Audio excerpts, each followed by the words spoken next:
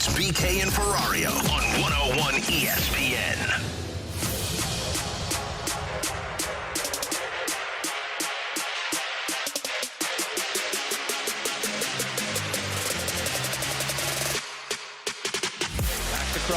Crosby gets it to Raquel, shot and in.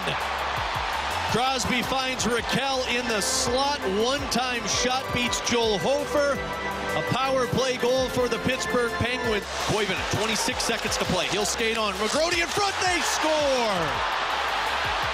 McGrody circles around Joel Hofer, takes the shot, beats him 5-hole with 23.8 seconds to play in the third period. And the Blues and Penguins even at 4 goals. Kyrou skates in, drops it off to Thomas. Thomas takes a shot, he scores! Robert Thomas, the overtime winner, as the Blues flood the ice to tie a franchise record for 11 consecutive wins, tied with the 2019 Blues team for most consecutive wins in franchise history. It's really weird returning with yourself on the call. Feel like the Matrix? No, it feels like I'm an egotistical son of a gun, and you're like listening to it. But that was the call last night. What a night it was. I'll be honest, T-Bone, I didn't think that was going to happen. I thought last night was going to be the night that, look, you're not going to win them all. They're not going to go on a 15-game win streak. So you knew it was going to happen at some point. And deep down, even when the Blues had the lead in the third period, it's like, Pittsburgh's going to come back. It just felt like that type of game. And they did. They scored less than 30 seconds. And just like the Detroit Red Wings game, you go to overtime. But somehow, this wagon just can't stop. All 4 wheels have come off of it, but yet it just keeps gliding down the hill because that's what this team is made of right now. You can't find a way to stop the St. Louis Blues. With Tanner Hendrickson and Jordan Deacon, I'm Alex Ferrario. No BK today. He is starting his home renovation, and no coincidence, it's pouring raining outside. So that checks out for Brandon Kiley. He'll be back with us on Monday. The Blues tie a franchise record, 11 consecutive wins, tied now with the 2019 St. Louis Blues squad. They set a franchise record for 10 straight home wins. They've got the tie for the longest win streak in the National Hockey League this season. And T-Bone, you can put whatever label on it you want from now until the end of the season.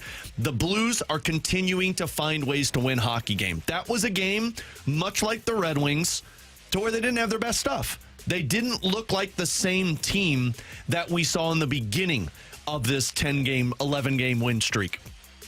A little bit sloppy play with pucks, not getting to the front of the net as much, and that was just a physical game last night. But all of that can be said, and the sentence can still end with, and the Blues found a way to win. And that is why I think the Blues do have something magical going right now, because even when they're not playing their best, they're still coming out victorious. Yeah, I mean, it's impressive, man, because looking at them last night, when they had the 4-2 lead, I thought to myself, okay, they found a way again. They're going to be the ones that walk away with this as with another victory and extend the winning streak to 11 games. But when they got to 4-4 and Pittsburgh tied it and forced overtime, I said to myself, this feels like the one they lose, because they have been beat up throughout this hockey game. Yeah. I mean, you mentioned that first period, they didn't have their best stuff. They clearly were fighting it throughout the game. And you get down short of forward after the first period because Dylan Holloway leaves the game. And then you have a moment where Thomas gets hit by a puck in the face. Oh, and then Sonny gets slashed in the face. Shen gets and then Braden Shen gets crushed. I was like, can we just leave this game healthy, Falk please? goes head first into the goal post. I was like, this game just feels like the one where it is going to go sideways and they're going to lose, and I'm not going to be too upset about it.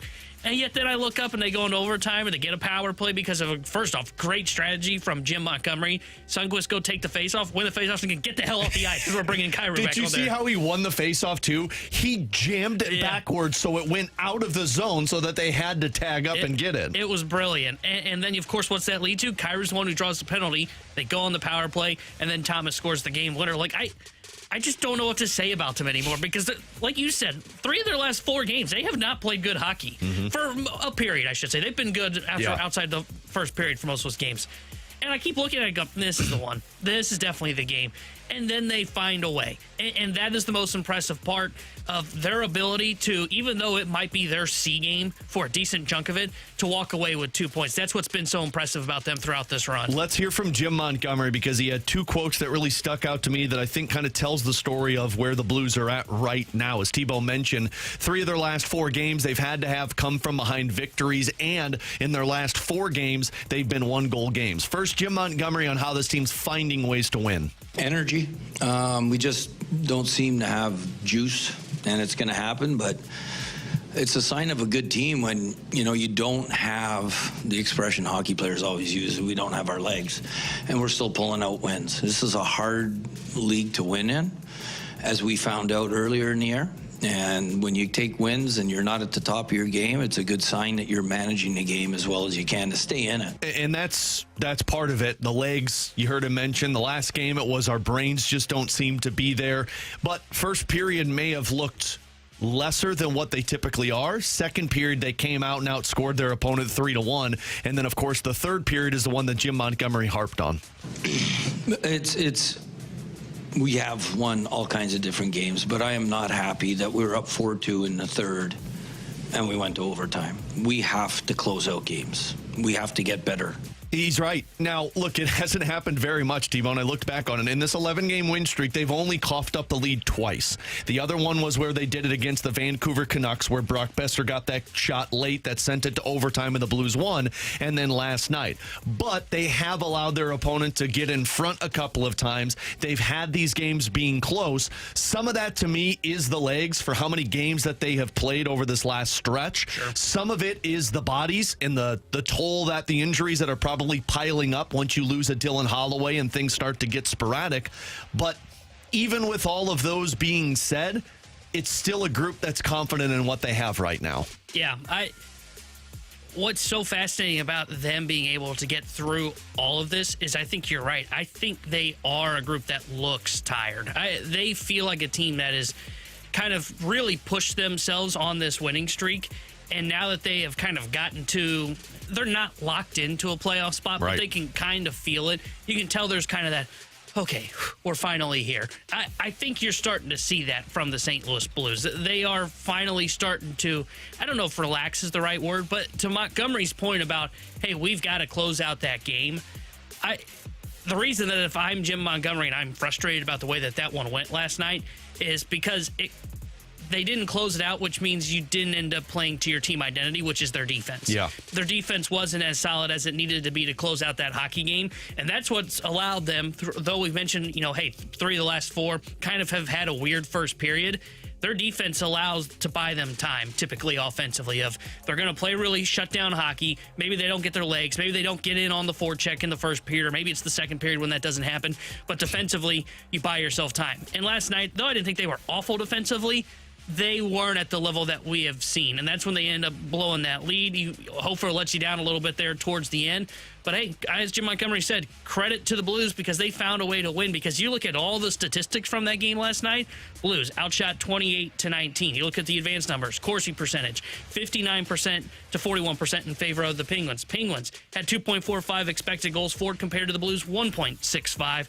And then you also take a look at Penguins, 11 high danger chances to the Blues, 7. In the deserve a win meter, which Money Puck likes to throw out there, said the Penguins should have won that game 50% of the time. Yeah, it's the first time the Blues have given up more than 3 goals in a game since they lost to the Pittsburgh Penguins back on March 13th. So in this 11-game win streak, it's the first time they have given up more than 3 goals, and the 3 was when they gave it up to the Vancouver Canucks. Real quick, because we're going to get to Brad Thompson on the other side. The one thing that we will kind of be waiting on is to find out the news on Dylan Holloway. For those that may have missed it, he left the game in the first period last night.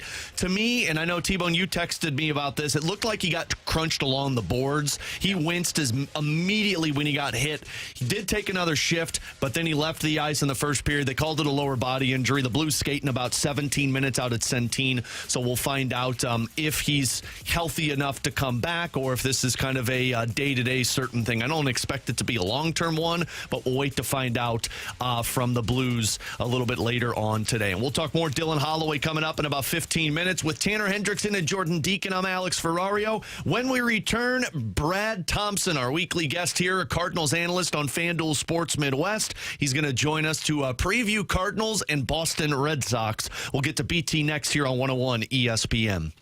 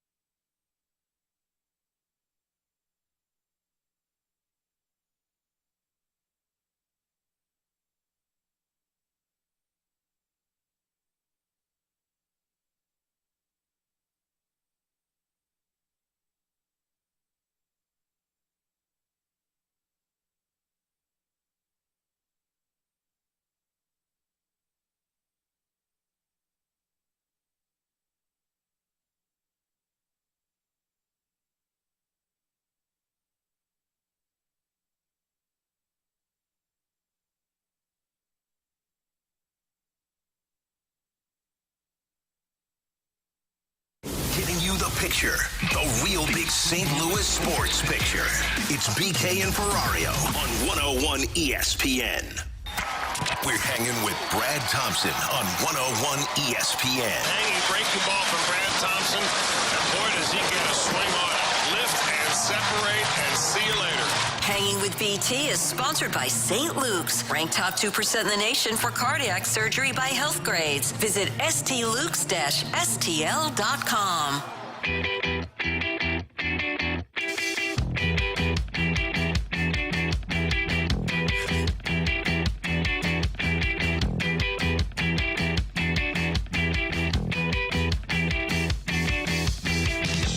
With Tanner Hendrickson and Jordan Deacon, I'm Alex Ferrario. Cardinals back in action this afternoon as they hit their first road trip, taking on the Boston Red Sox today. 3 games against Boston and 3 games against Pittsburgh, coming off of a homestand where they went 4-2. And to talk things over, our weekly guest, Brad Thompson, former Cardinals pitcher, now Cardinals analyst for FanDuel Sports Midwest. BT, how's Boston, my man?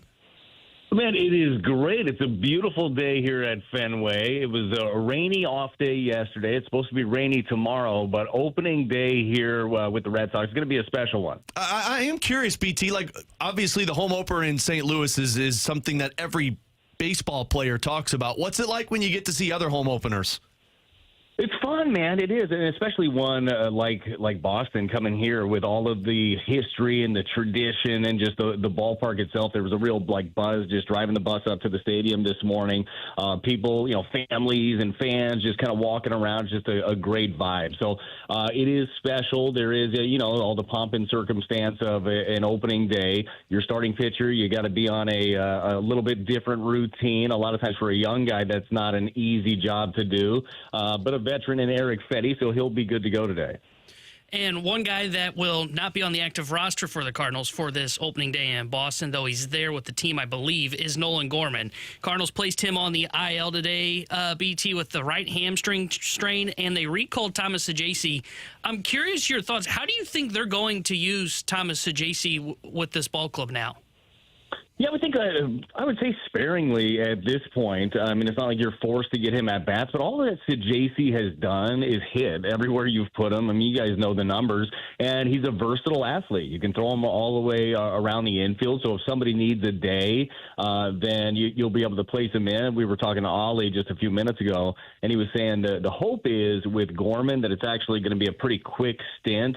That hamstring just caught him. He said actually on Wednesday they weren't going to play him, that had they had an injury to an infielder, it could have been a messy situation because he was just not available, couldn't go. But I think Saggese just provides a little bit more flexibility, another right-handed bat off the bench, and a guy that they like. They like him a lot. We talked about this last year coming out of spring training. Saggese was arguably the best player, and he's done nothing but impress. So there's another good opportunity for him, but hopefully a quick stint on the IL for Gorman because he's been swinging the bat very well. I know the role for right now for Gorman didn't look like what many expected it to be with the everyday at-bats. Things change with Victor Scott II making this team and playing center field every day. But he had a really nice start, so hopefully it's a quick one for him. Well, and BT, I mean, you could use that phrase for about 7 or 8 different hitters right now for the Cardinals because me personally, I was a little skeptical of what the offense was going to look like starting the year, and now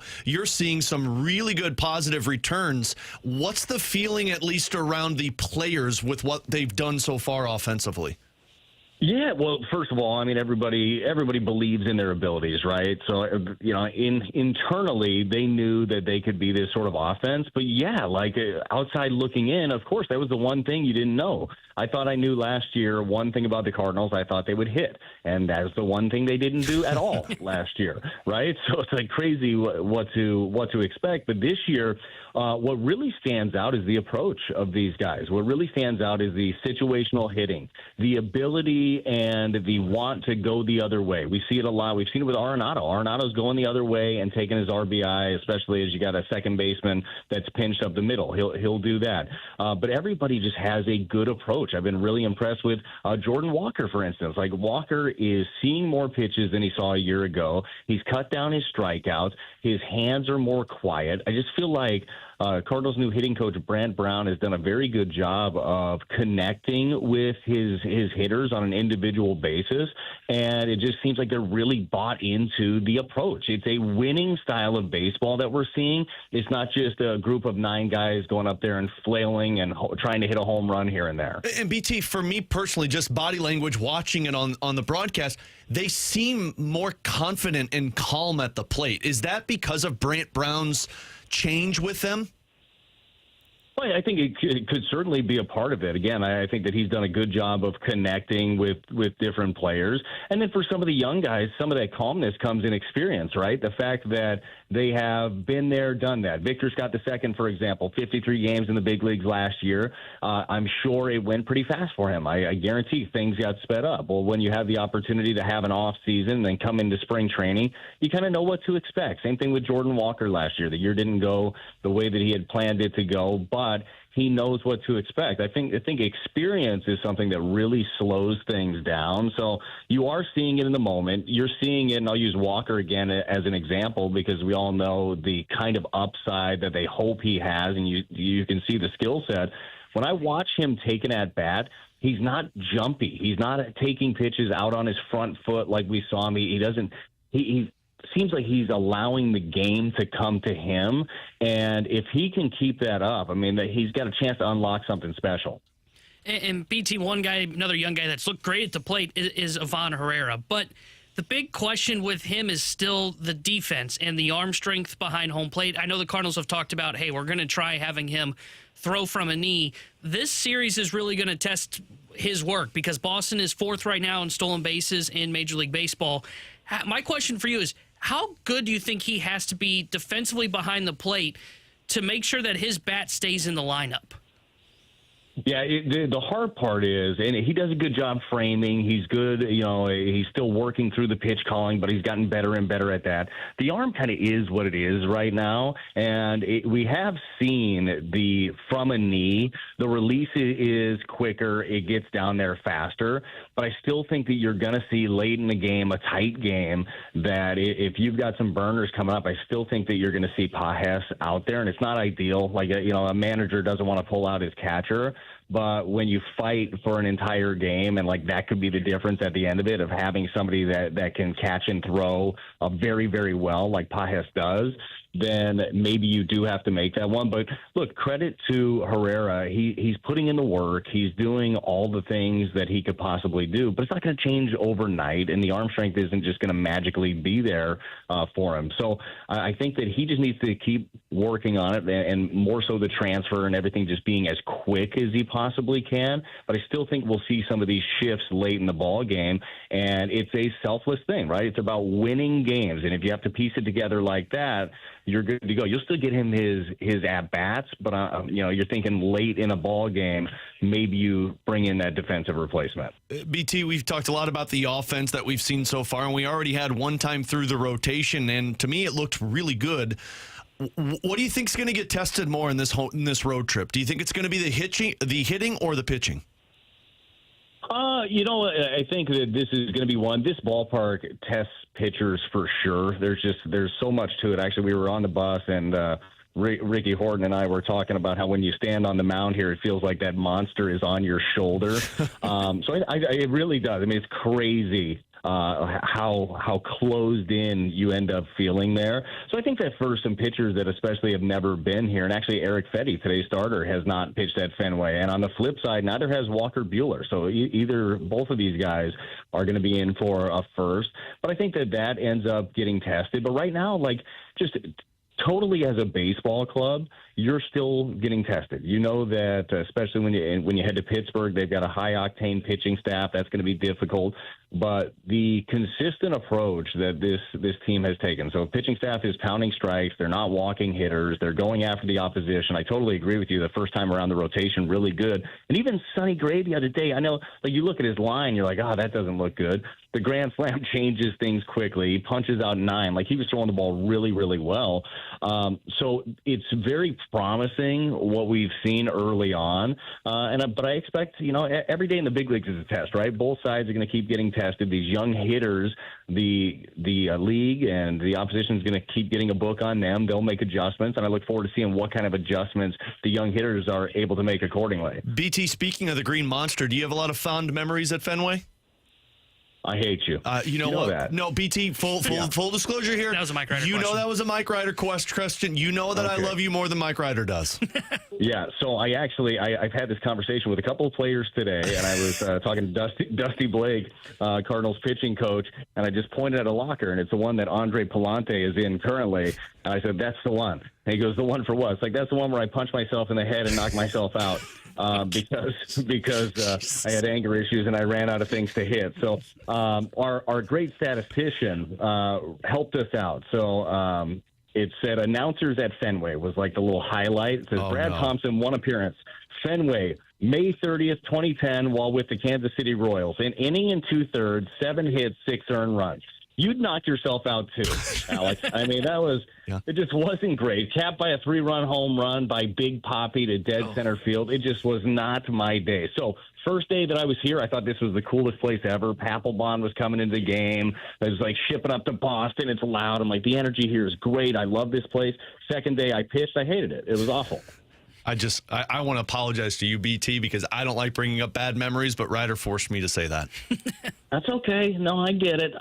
Everybody else thought it was really funny today, too, because a lot of people find it hard to believe that I had really bad anger issues when I played. Because you're I'm such a good guy. Going nowadays. Yeah, I'm you're pretty such a good easygoing guy. now.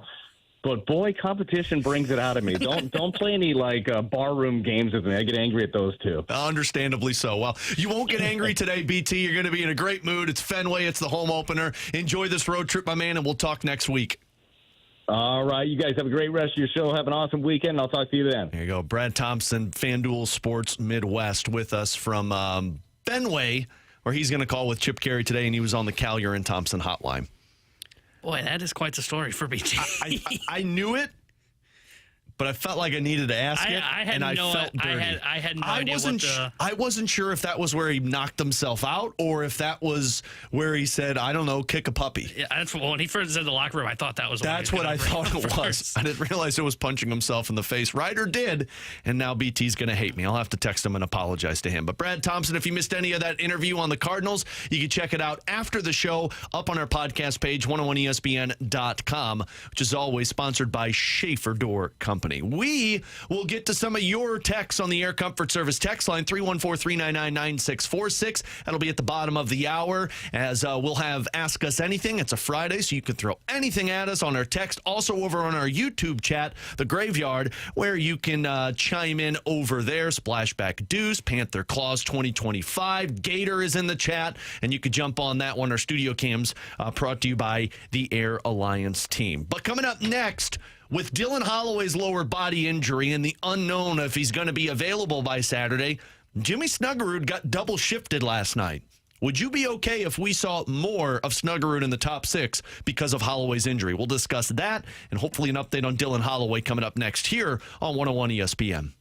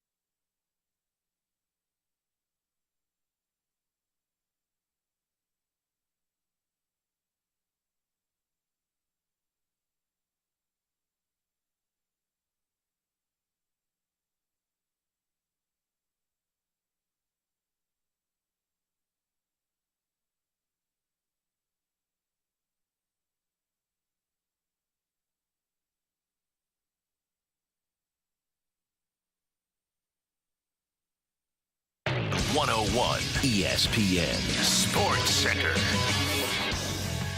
I'm Jordan Deacon. The Sports Center update is driven by Johnny Londoff Chevrolet and Johnny Londoff Autoplex. Last night, the Blues won their 11th straight game in overtime by a score of 5-4. They are off today and back in action tomorrow, closing out the homestand with Colorado coming into town. Pregame right here on 101 ESPN will be at 5, and then puck drop is at 6. I'm Jordan Deacon. The Sports Center update was driven by Johnny Londoff Chevrolet and Johnny Londoff Autoplex. See them at londoff.com. Chevy, together we drive. Are you kidding me? We're right back to more of it. It's BK and Ferrario on 101 ESPN.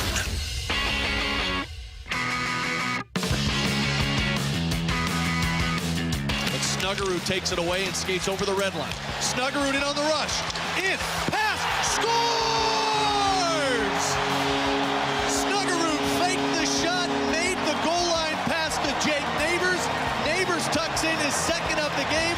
Snuggerud, his first NHL point. Really impressive. He's been making a lot of plays, and I think once he gets used to the speed, strength, and less time and space in the NHL, he's going to be a real good player for us. That was Jim Montgomery last night after Jimmy Snuggerud picked up his first NHL point and in his second NHL game. Along with Tanner Hendrickson and Jordan Deacon, I'm Alex Ferrario. An update for you out at Blues Skate. Jeremy Rutherford, our Blues insider for The Athletic, just tweeting this out. No Dylan Holloway on the ice. Again, he left the game last night at the end of the first period, did not return. Blues called it a lower body injury, and Jim Montgomery said they hopefully would have a more update later on today. So we'll wait till he talks to the media after practice. But no Dylan Holloway on the ice in practice, which to me, T-Bone, is a sign he's not going to be playing tomorrow. Now, I don't know if this is a massive injury or if this is them being cautious with Dylan Holloway. I would take the latter, but it remains to be seen until we have more concrete information. But when he went out, you saw more ice time for Jimmy Snuggerud last night. Jimmy Snuggerud went from playing 10:43 in his first game to playing 16:22 last night. There were multiple occasions in the third period where Jim Montgomery was double shifting him. He'd put him out there on a line with Robert Thomas and Pavel Buchnevich, and then he would take Thomas and Buchnevich off, and it would come out with Oscar Sundqvist and Zach Bolduc, typical line that they were playing with. Now, there were other guys that were getting double shifted, but the question from me is, would you be okay if you saw more Jimmy Snuggerud with no Dylan Holloway? Because there's also no Alex Texier on the ice. That would be kind of a inkling for me. Does he go back in the lineup if Holloway's not playing because Texier's got the offense? Most likely now going to be a Matthew Joseph. I want to see more of it. And I know he's 20 years old. I know he's a rookie. I know he's still learning the ropes in Colorado, Winnipeg, and Edmonton. That's not matchups you could just throw a 20-year-old out there against. He looked composed last night. There was no play where I felt like he was putting the puck in a dangerous situation or he was getting shoved off of it too easily. Now, he's small. He's getting pushed around a little bit. That's going to be, you got to get more man strength, as Doug Armstrong told us, and that comes with time. But for a kid in his second NHL game to have 2 shots on goal, 3 shot attempts, pick up the assist, which that assist happened because Tristan Jarry was respecting the shot. Jarry knows what the scouting report is. The Penguins know he's got a hell of a shot. You got to respect it. And he's able to make that playmaking ability. So I don't know what the line combinations are going to look like. We'll give them to you maybe when we see him at practice. But would you be okay, T-Bone, of having more Jimmy Snuggerud in your top 6? Yeah, I think he looks comfortable enough to where you could throw him in the top 6. And I'll be curious to see if they go with him or Zach Bolduc. My gut tells me it's probably going to be Bolduc just because he's got more experience so far. And they probably go a third line of Snuggerud, Sundqvist, and Joseph would be my guess. But I wouldn't mind throwing him into the top 6. He looks great so far. I mean, you mentioned him. He looks responsible. You don't necessarily notice him in the defensive zone, which I think is a good thing. It probably means that he's not making mistakes as a guy that was playing in just his second NHL game. And even on that goal last night, he took the puck away from Kevin Hayes in the zone and then brought it up. And then, like you said, that's not that hard. They had, well, I know, but I didn't want to say that, But I you're right. Tristan Jarry had to respect the shot. And he almost beat Jarry earlier in the game on one of those shots on goal. So he looks comfortable. He looks confident when he's in the offensive zone. I think right now it is just continuing to pick up on the the pace of the game at the NHL level and building some more chemistry with his line mates. But even then, you haven't really, even last night, you didn't see that as a problem like you did in game one, where that first period he was kind of running into some of his teammates on the ice. I would be comfortable with putting him in the top 6. One of him or Bolduc. I don't think you're really losing much of a step. You're losing a big piece in Holloway if he's out significantly, but I don't think that second line will just fall off of a cliff because Holloway's out. I think they can get decent replacement production from a Bolduc or Snuggerud if they move up. Yeah, and even Monty said last night, he goes, I found out that Snuggerud can play the left side, which, I mean, he's a natural right winger, and it's something I've always said, like, the wingers are interchangeable. Well, we've got the lines. You want to Can I guess them? Yeah, let me guess them before we do this, because the lines open, go! I think that for you. Bad. It's fine, man. I'm like slap happy / sleep deprived. It's all over the place right now. So my guess is the top line is going to stay the same, where you have Neighbors, Thomas, and Buchnevich. Nope. Okay. I will shut the bleep up then. Are they putting Snuggerud with Thomas and Buchnevich? They are. Wow. It is Buch, Thomas, and Snuggerud. Okay. On the top line. And then so I would assume the second line is going to be Bolduc, Shen, and Kyrou? It is Neighbors, Shen, and Kyrou. Okay, so then Bolduc jumps down with Joseph and Sundqvist. Yep, and then the fourth line stays the same. So they're doing it, just flipped what I thought, because I thought it was going to be they'll put a Bolduc with that Shen and Kyrou line to where they keep the shooter and the speed like Holloway was, and they'll put the top line as it's been with Jake Neighbors, and then they'll keep Snuggerud on that third line. I love the fact that they're putting Snuggerud up there with him, because he, again, Monty even said it after the game. Like, we found out he could play the left wing. Not saying he's going to play there. They'll probably interchange with this one. But Joey even said this on the broadcast last night. I think the best chemistry he had out of the lines he was playing with was with Thomas and Buchnevich. And you're gaining more confidence if you're Jimmy Snuggerud. Now, the tough part is he is going to get the toughest matchups. He is going up against, tomorrow, McKinnon, I almost said McCarr. He's going up against McKinnon, maybe Martin Necas and Valerie Nichushkin. Like, that is not an easy task for Jimmy Snuggerud, who's 165 pounds right now. But the shot is what you put him up there with, and it lengthens out the lineup, because now you go back to what Bolduc and Joseph and Sundqvist had for you. That was a really good third line that Jim Montgomery could rely on, and you put Neighbors out there with Shen and Kyrou. The one that I'm curious about is that line, because how much gets lost from Shen, Kyrou, and Neighbors? Not saying Neighbors can't perform, but that was such a good mismatch line when other teams didn't know how to handle it, and now you have to kind of juggle things around. Yeah, I like the fact, I'll start with the third line. I like the fact that they're going back with Joseph, Sundqvist, Bolduc, because we saw that really work well when they were on the ice together before Snuggerud went in for Joseph. So I actually don't mind that they're going to keep that line intact for now. I do like the fact that they're going to just kind of throw Snuggerud in the water here and say, okay, can you swim with the big boys? Because in his first 2 games, he's gone up against Pittsburgh and who was his first game against? Why am I drawing? Oh, Detroit. Yeah. Okay, those aren't great teams. Let's let him kind of get his feet wet, kind of experience the NHL, and now you have this injury, and I think you just throw him up there and say, okay, let's see if this does work. And if you look at that line, a couple shifts into the game, and you say, you know what? It's not great for us to be putting Snuggerud in this mismatch at the top here with Thomas and Buchnevich. Then I think you either flip him down to the second line and you put Neighbors up there like they have been doing, or you flip him and Bolduc, because we've seen Bolduc play well with Thomas and Buchnevich. So I like the fact that they're going to push him now, and they're not even pushing him. It's not just hey, we're going to push you now, and we're going up against a non-playoff team. No, they're going up against a playoff team on Saturday in Colorado. And that's why I really like this, because we don't know the extent of the Holloway injury, but if it is something that goes into the playoffs, you now get some answers on Jimmy Snuggerud of, okay, can he do this against teams that we will be going up against in the Stanley Cup playoffs if we get there and clinch our spot?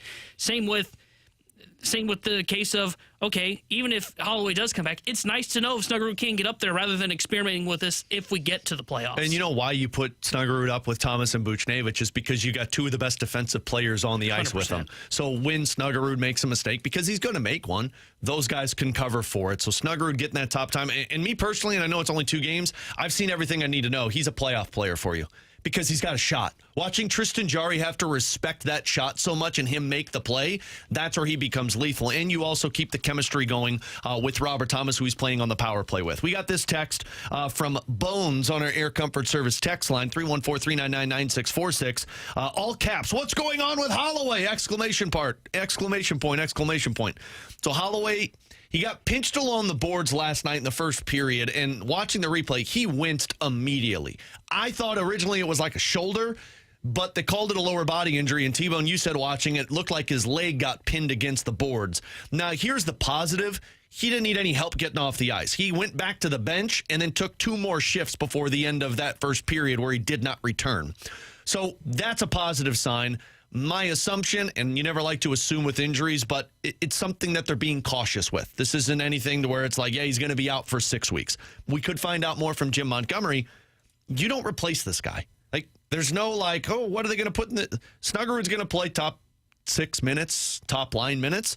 This is what Thomas had to say last night after the game. I'm not sure how long it is, but it's the same thing as Colton Parayko. When he goes down, it's the next man up. It's so important. Snuggie stepped up huge. He played awesome all night. Guys like that are going to need to continue to step up. Yeah.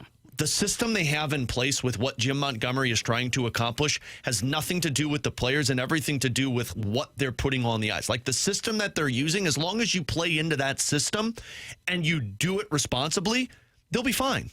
Is it going to be as good as Dylan Holloway? No. And that's the part that you're going to have to get extra help in terms of the offense. But I'm not worried about how they play overall for 60 minutes because what Jim Montgomery has established is a system that all the players trust. Yeah, and we'll see what the update is probably in about 30 minutes, I would say, when Monty speaks after practice. I do have some questions about how much this will impact the Blues, if it is something significant. And I don't want to speculate on the injury length. But if he is out for a long time, you mentioned that second line. How does this second line look if Neighbors is going to be on it right now? If they're going to run with Neighbors, Kyrou, and Chen, because that's a different speed element than what it was when it was Kyrou and Holloway on the wings with Braden Chen. How much does that impact that second line? So that is something that I will really have an eye on. And then same with that third line. Now that you kind of have to push Snuggerud up, I think that first line would be fine. But Matthew Joseph wasn't necessarily playing great when he got pulled out of the lineup. There's a reason that they didn't just throw Snuggerud up in the press box when they signed him. It was because Joseph wasn't playing well. So I do think this could have a significant trickle-down effect on the St. Louis Blues, and that's why you hope that this isn't something serious. So again, if you're just joining us, Dylan Holloway, who left last night with a lower body injury, not skating today. Jimmy Snuggerud playing on the top line with Robert Thomas and Pavel Buchnevich. Neighbors drops down to play with Shen and Kyrou, and Bolduc will go back to that line, the 70s line, with Matthew Joseph and Oscar Sundquist. Tanner Hendrickson, Jordan Deacon, I'm Alex Ferrario. Coming up next, we'll get to Ask Us Anything. You send us a question, 314-399-9646. We'll answer them next here on BK and Ferrario on 101 ESPN.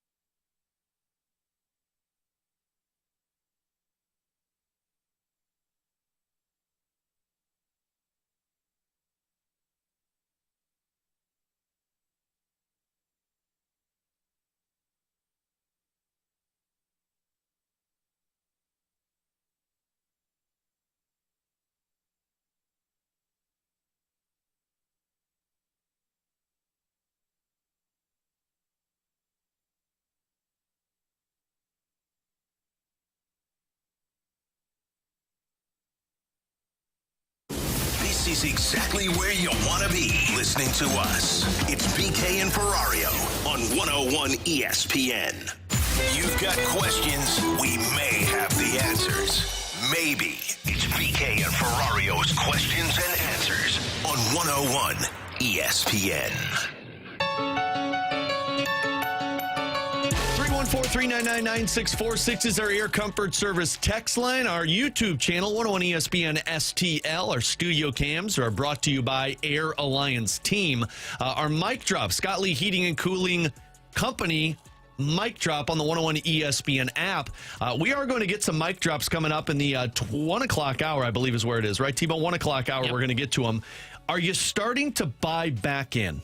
Do you feel like, as a Cardinals fan, you're starting to buy back into this team? And if so, why? If not, why? We want your mic drops in the 1 o'clock hour, so send them over to us on the 101 ESPN app, which is always brought to you by Dobbs Tire and Auto Centers. All right, from the 314, guys and gal, how does the Blues win streak compare to the Cardinals' 17-game win streak a few years back? They said 18, but it was 17, right? Yeah, they won 17 in a row. Yeah, what the hell? We'll give them one more. Yeah, why not? Motivational win, I guess. That was a fun win streak that the Cardinals have. I didn't believe it. I don't know if that's fair or not. At the time, they were bad for the entire season, and I was like, man, like, this is really good, but I don't know how much to invest in it. And we were right, because once they got to the postseason, it just fell quickly. And I know it was only a one-game series, but still, this one feels like they're starting a competitive window, if that makes sense. Like, BK sent us these numbers last night in terms of the Blues are the sixth team in the past decade to win at least 11 straight in the second half of the season. Jets have also done it this year. Each of the other four teams to do it reached the conference final that season or the next season, and two of those won the Stanley Cup. Tampa Bay in 2020, St. Louis in 2019. This feels different because the Cardinals didn't feel like they were opening up a competitive window. It felt like a one-off. This feels like what you might see for the next 5 to 6 years. Yeah, I agree with you to an extent. I don't know if I felt it was a one-off because, like, you looked at their offense and you said, man, Tyler O'Neill, Paul Goldschmidt, and Nolan Arenado, this could be something for the next couple of years. And, of course, O'Neill then deals with injuries. Yeah. But yeah, and then you get Pujols that has the resurgence, where it was a serious question for them, and this is where I think I agree with you on when you looked at them going into the playoffs. You just couldn't believe in their pitching. Yeah. I mean, their pitching to get them there, though it was good, it did not have much of a ceiling when they got to the playoffs because Adam Wainwright was great that year. And then, like, we talked about this at the time, I remember, who was their game 2 starter? It was like either Lester or Jay Happ. I think it was Jay Happ, wasn't it? Like, that was who they were going to be turning to for the second game of the playoffs. And then the third game, they would have been going to the other guy. And then I don't even know who they would have gone to in the fourth game. I guess Michaelis. I can't remember if he was healthy or not. I don't think he was good that year in 21. 22 was really his bounce back year. So I don't. That's where I would say that was the difference in that streak is you could look at them and go, boy, this was fun. I have no idea what their ceiling is once they get to the playoffs. For the Blues, they may lose in the first round, but I can look at them and say, I feel like they can just about beat anybody in this playoff field, and I did not feel that way about the Cardinals going into that playoff series after that winning streak in 21. From the 573, what's your most valuable piece of sports memorabilia that you own? Ooh. So I've got two. One is a ring from that cup run in 2019. Now, it's not the ring that the players got, but like Curbs was very gracious enough to give me the opportunity to purchase one that's somewhat of a replica, but I still look at it as a Stanley Cup ring because it's incredible.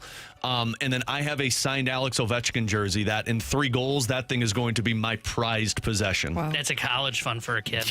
I don't even know. It's framed in my basement right now. It's funny because I got the jersey from my dad back in 2009, and it was because I was a huge Ovechkin fan, and he got it in Vegas for me, and he came home and he gave it to me, and so I've always had it. And then when I started to do the booth assistantship with the Blues and then working at KMOX, you know, when the Capitals were in town, I went to one of the trainers and I said, hey, do you think I could get this signed? And he's like, yeah, just give it to me and I'll put it over there. I guess when the players come in from out of town, they have a lot of jerseys to sign, and so they put them out there and signs it. And so, yeah, I got one with Alex the Great on it. Yeah, I can't top that. I think the best thing that I've got memorabilia-wise is I used to go to the Cardinals winter warm-up every year as a kid with my dad, and we got signed Adam Wainwright stuff. And I got a signed baseball, cool. So I've got a signed Adam Wainwright baseball, and I put it in one of those kind of glass cases where it's got the signed baseball, and then it's got his rookie card with him in an Atlanta Braves gear. I think he's in Braves gear, if I remember correctly. But that's probably the best piece that I've got some of the guys that had some big moments for the Cardinals, like I've got Matt Carpenter has signed something for me. He'll probably be a Cardinals Hall of Famer along with Adam Wainwright. And I think the other big one that I've got, if I remember correctly, no, maybe that's the two. Oh, Alan Craig. I've got a cool one that has Alan Craig where he has signed it of him catching the final out in the 2011 World Series. Mine's not very valuable, but I will always I love my Letterman jacket from the Stanley Cup run. That's like 2019 champions. It's like big old winter jacket. I love wearing it. But I think my favorite piece hanging on the wall is Kerb's final call from Game 7. Oh, yeah. It's shaped in the form of a Stanley Cup. It's just iconic. It's I love awesome, isn't it? Yep. Yeah, I know. I need to get them to sign that. I have that, and I'm like, I got to get Kerbs and Joey to sign it. I just always forget to bring it to the broadcast booth. This one from Seahorns Jockstrap on our Air Comfort Service text line. In all caps, idiots, winning streak was 18 games. No, it was 17 games. 17. In 2021, Milwaukee snapped it, a 4-0 loss. Idiots! From the 314, who do you think ends the Blues win streak? So, if I'm being honest, Colorado.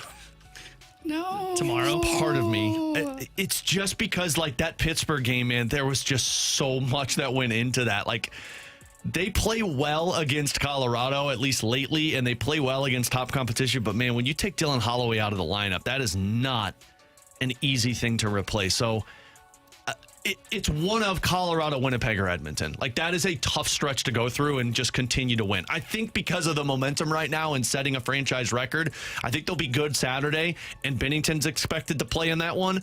My guess is it's either Winnipeg or Edmonton. I'd be okay with both of those. I want the 12. I want Colorado tomorrow. I want that record real bad.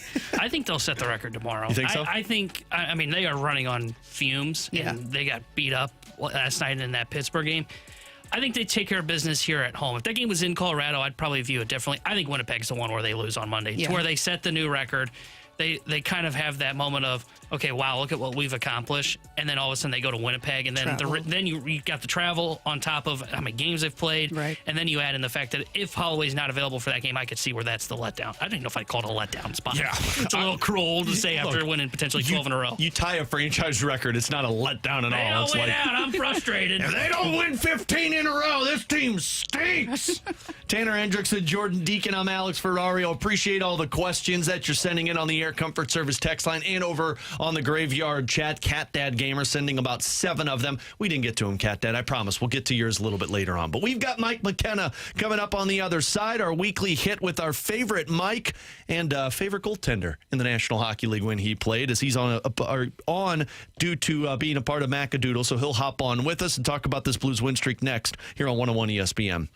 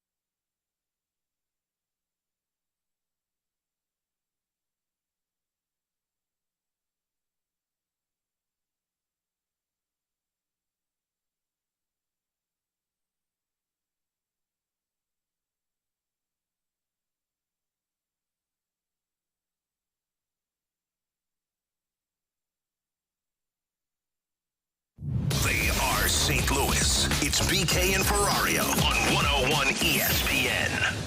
We're going between the pipes with former NHL goaltender Mike McKenna. Save by Mike McKenna. How do you like me now? Between the Pipes is refreshed by Macadoodle Spirits, fine wine, beer, and cigars. Now open in Darden Prairie.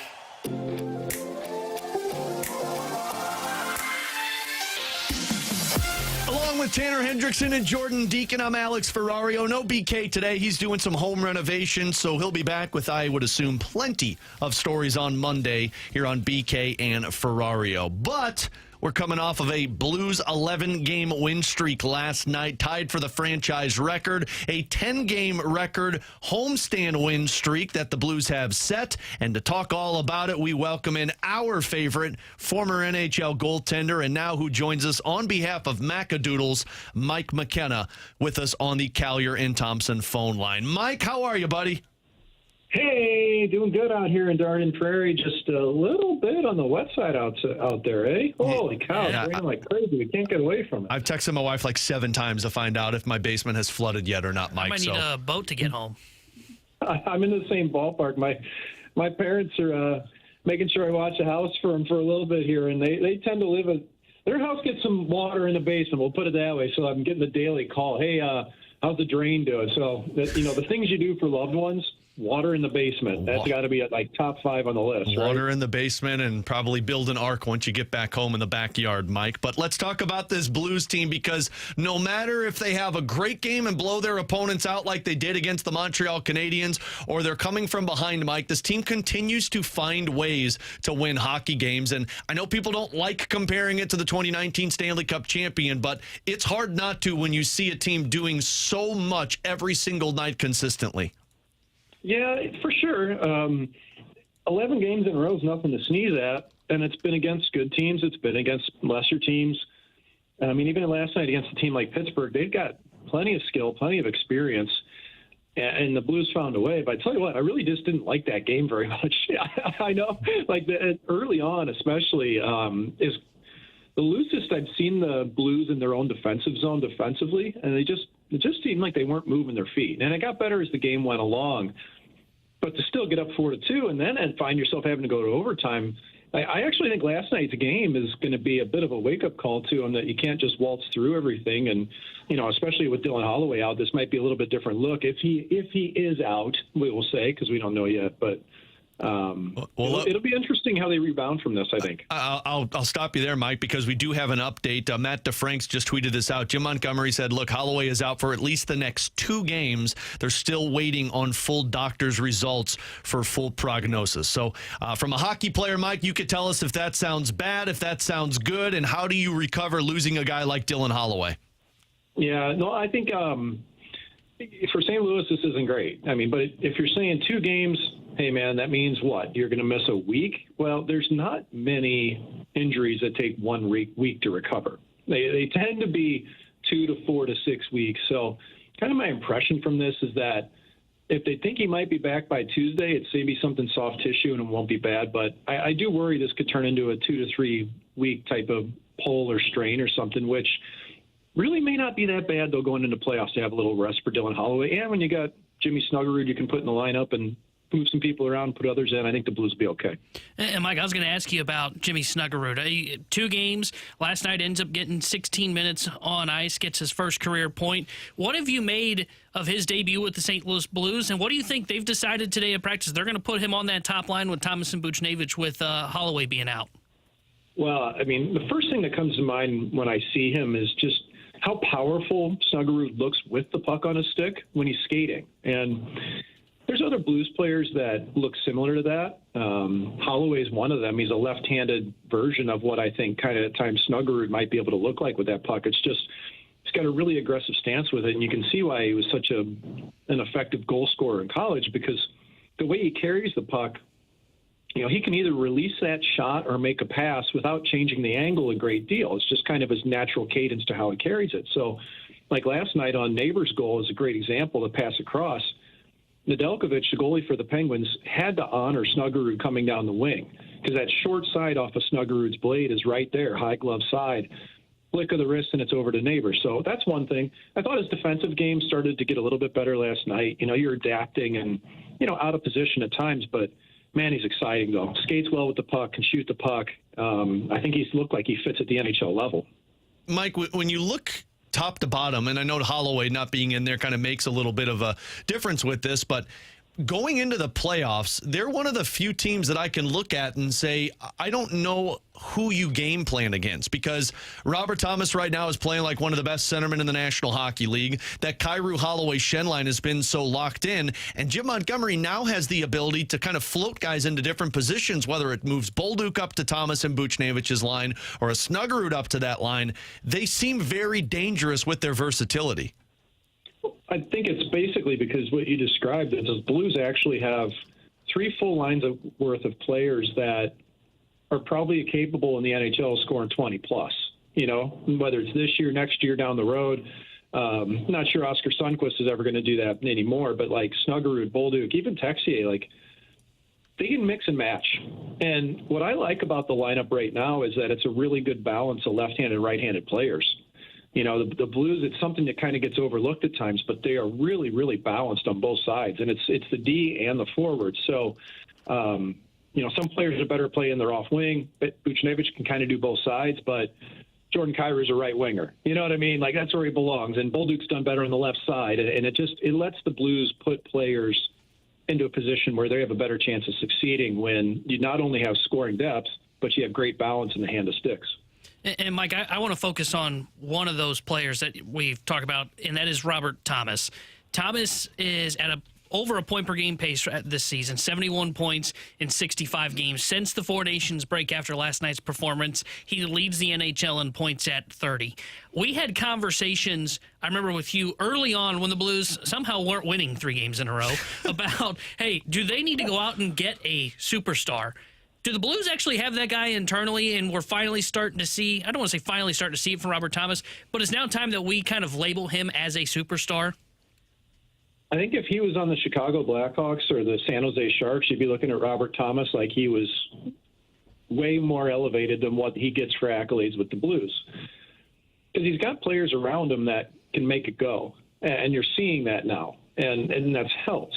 But I don't know if we're ever going to call Thomas a superstar, and he deserves that title. He does. This is a guy who's legitimately one of the top centermen in the NHL. Clearly for the Blues he is right now. There's only 32 of those in the league, and if he's in the top half, you're one of the 16 best in the world at what you do, guys. So the biggest thing for me is just how aware Robert Thomas is. Like, if you want to teach your kids some hockey sense, or even try, just tell them to watch Thomas. He had the puck guys 4 feet away from the net last night before he passed off to Neighbors. And he had his head up and looked twice. He looked upfield. He looked downfield. He found his target. And he did it all with complete patience, 4 feet from the net. Tell me in beer league, guys, if you're 4 feet from the net, are you thinking about finding a better pass option and then completing it? It doesn't happen. It's his awareness and patience is just special, man. It's really fun to watch. One more, Mike, on the Blues, and then we'll talk a little bit about Macadoodles, because I know you guys got some really cool events coming up.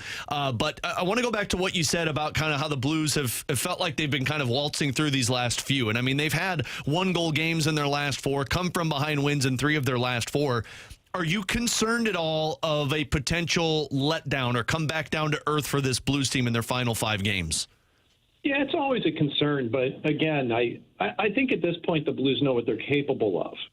And so even if they've maybe peaked, or even if they've just been on such a hot streak and they're going to come down to earth, I tell you what, the moment it flips over to playoffs, everything changes. Your whole mentality, the level of preparation, your dedication to everything. Like during the season, guys, there's times where you might hit the drive-through, okay? We're finely tuned athletes, but you may be ending up going through the drive-through. You may hit Burger King, or you may stay up later than you should. Did it last night at 11:30, Mike. Yeah, how good was it? Amazing. Yeah. But this kind of what I mean, though, is that they know what they're capable of. And I think that the Blues at this point have proven to themselves that they can ramp it back up if and when they need to. I do think that there's always a worry. I mean, dude, they've been incredible, for best team in the NHL for 2 months here, a month and a half.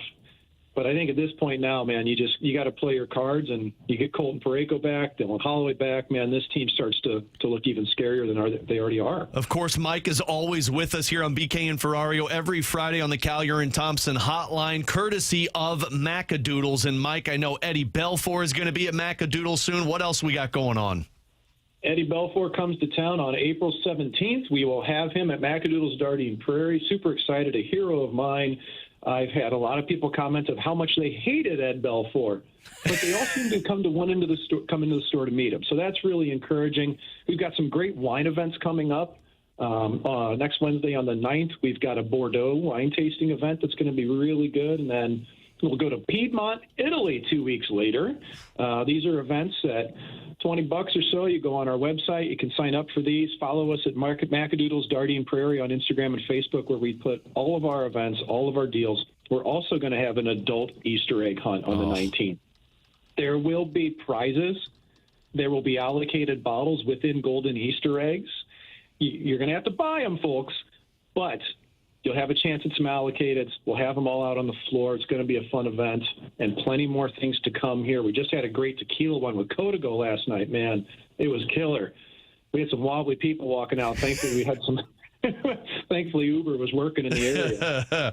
That's great. Macadoodles is always out there to take care of you. Please get out there. I'm telling you, it's such a great spot. The people there will help you find whatever you need. And like Mike mentioned, all those events that they have, you could find it on their website. Mike, always great to talk, man. Have a great weekend, and we'll talk to you next Friday. Hopefully this Blues team will still be in the midst of a winning streak.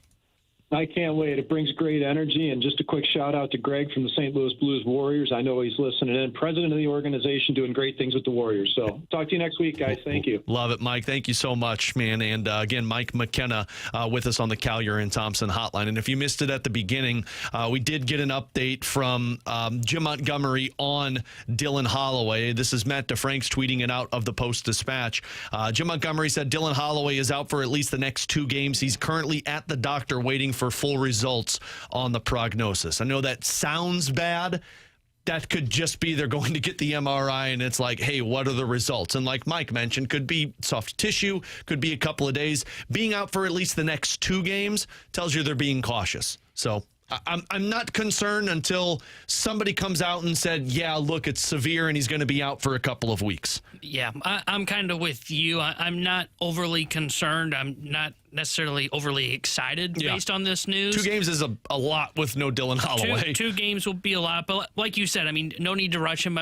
We talked about this off air about Colton Parayko, like, hey, when could we potentially see him? Yeah. And it sounds like they're going to take with Colton Parayko the same approach here with Dylan Holloway. If, hey, we've built some cushion. I know they're not a lock to get into the playoffs. It's kind of feeling that way. Yeah. I think they're willing to say, let's give ourselves a couple of games here to potentially get fully healthy. That way we don't rush anybody and really suffer a significant setback. Yeah, look, this is where you're at. By no means are you locked in, but, the Utah Hockey Club right now, like if they win out, that would give them 92 points. The Blues are at 91. Vancouver would need to win out. That would put them at 95 points. The Blues would need 5 points in their final 5 games to knock Vancouver out. And then Calgary is the one that at least you're somewhat worried about, but them winning out would put them at 98. So they're the ones that you have to be at least watching, but they also lost 2 of their last 3 games. So by no means are you locked in, but you definitely have a little bit room to breathe for guys to make sure that they're fully healthy. And believe me, Dylan Holloway is one that I'm sure they're probably thinking, it might not be the worst thing in the world to give him a couple of days.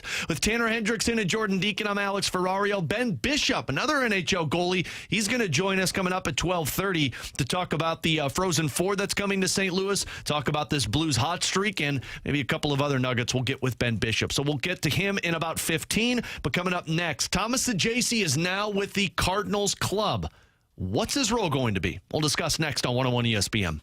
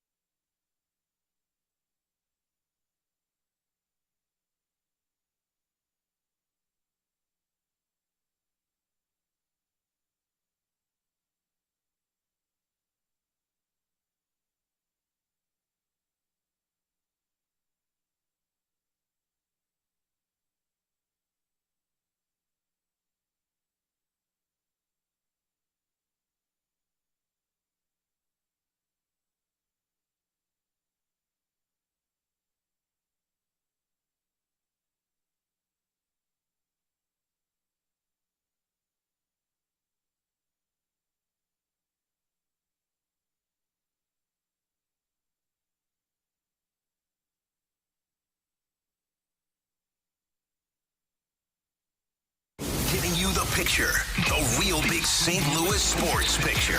It's BK and Ferrario on 101 ESPN.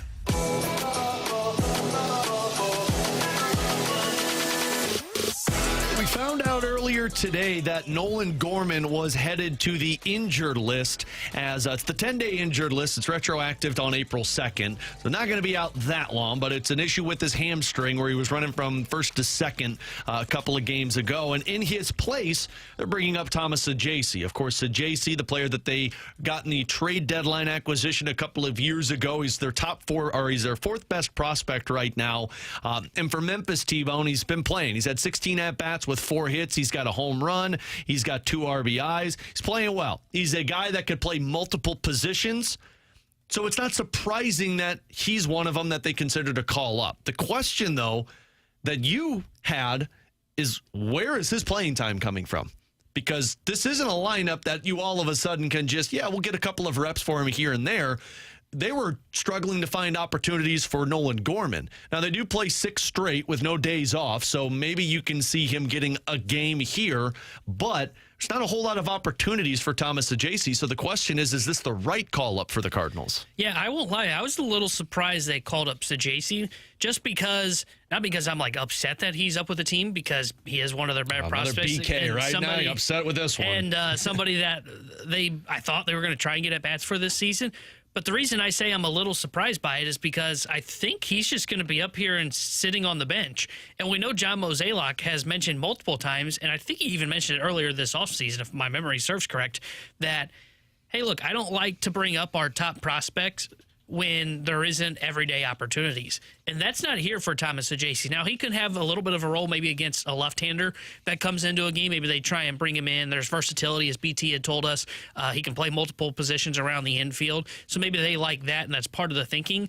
But if this is a short-term injury for Nolan Gorman, and based on Gorman's comments to the media in Boston before the game, it sounds like his expectation is this is going to be kind of a rather quick injury stint on the IL, then I would have thought they would have gone more of the Jose Fermin route. Just bring on a guy that mostly just serves as he's going to sit the bench, because they were having a tough time getting at-bats for Gorman when he was up here and healthy. So I'm just a little surprised by the fact that they did go with Thomas Saggese, because there aren't enough at-bats here. So I'll be interested to see how much Ollie does use him. Is he going to be aggressive in utilizing him as a right-handed option off the bench against left-handed relievers, especially if he's already burned Luke and Baker early on in a baseball game? Or is he just kind of up here to kind of get a cup of coffee, experience it? But he already went through that in September of last year, so I wouldn't think that would be the case. Yeah, this was the quote from Mo, and to your point, it was back in at least one of the quotes. I'm sure he's had multiple of them, but back in March of 2024, where he said, generally, I prefer to give prospects and top prospects more playing time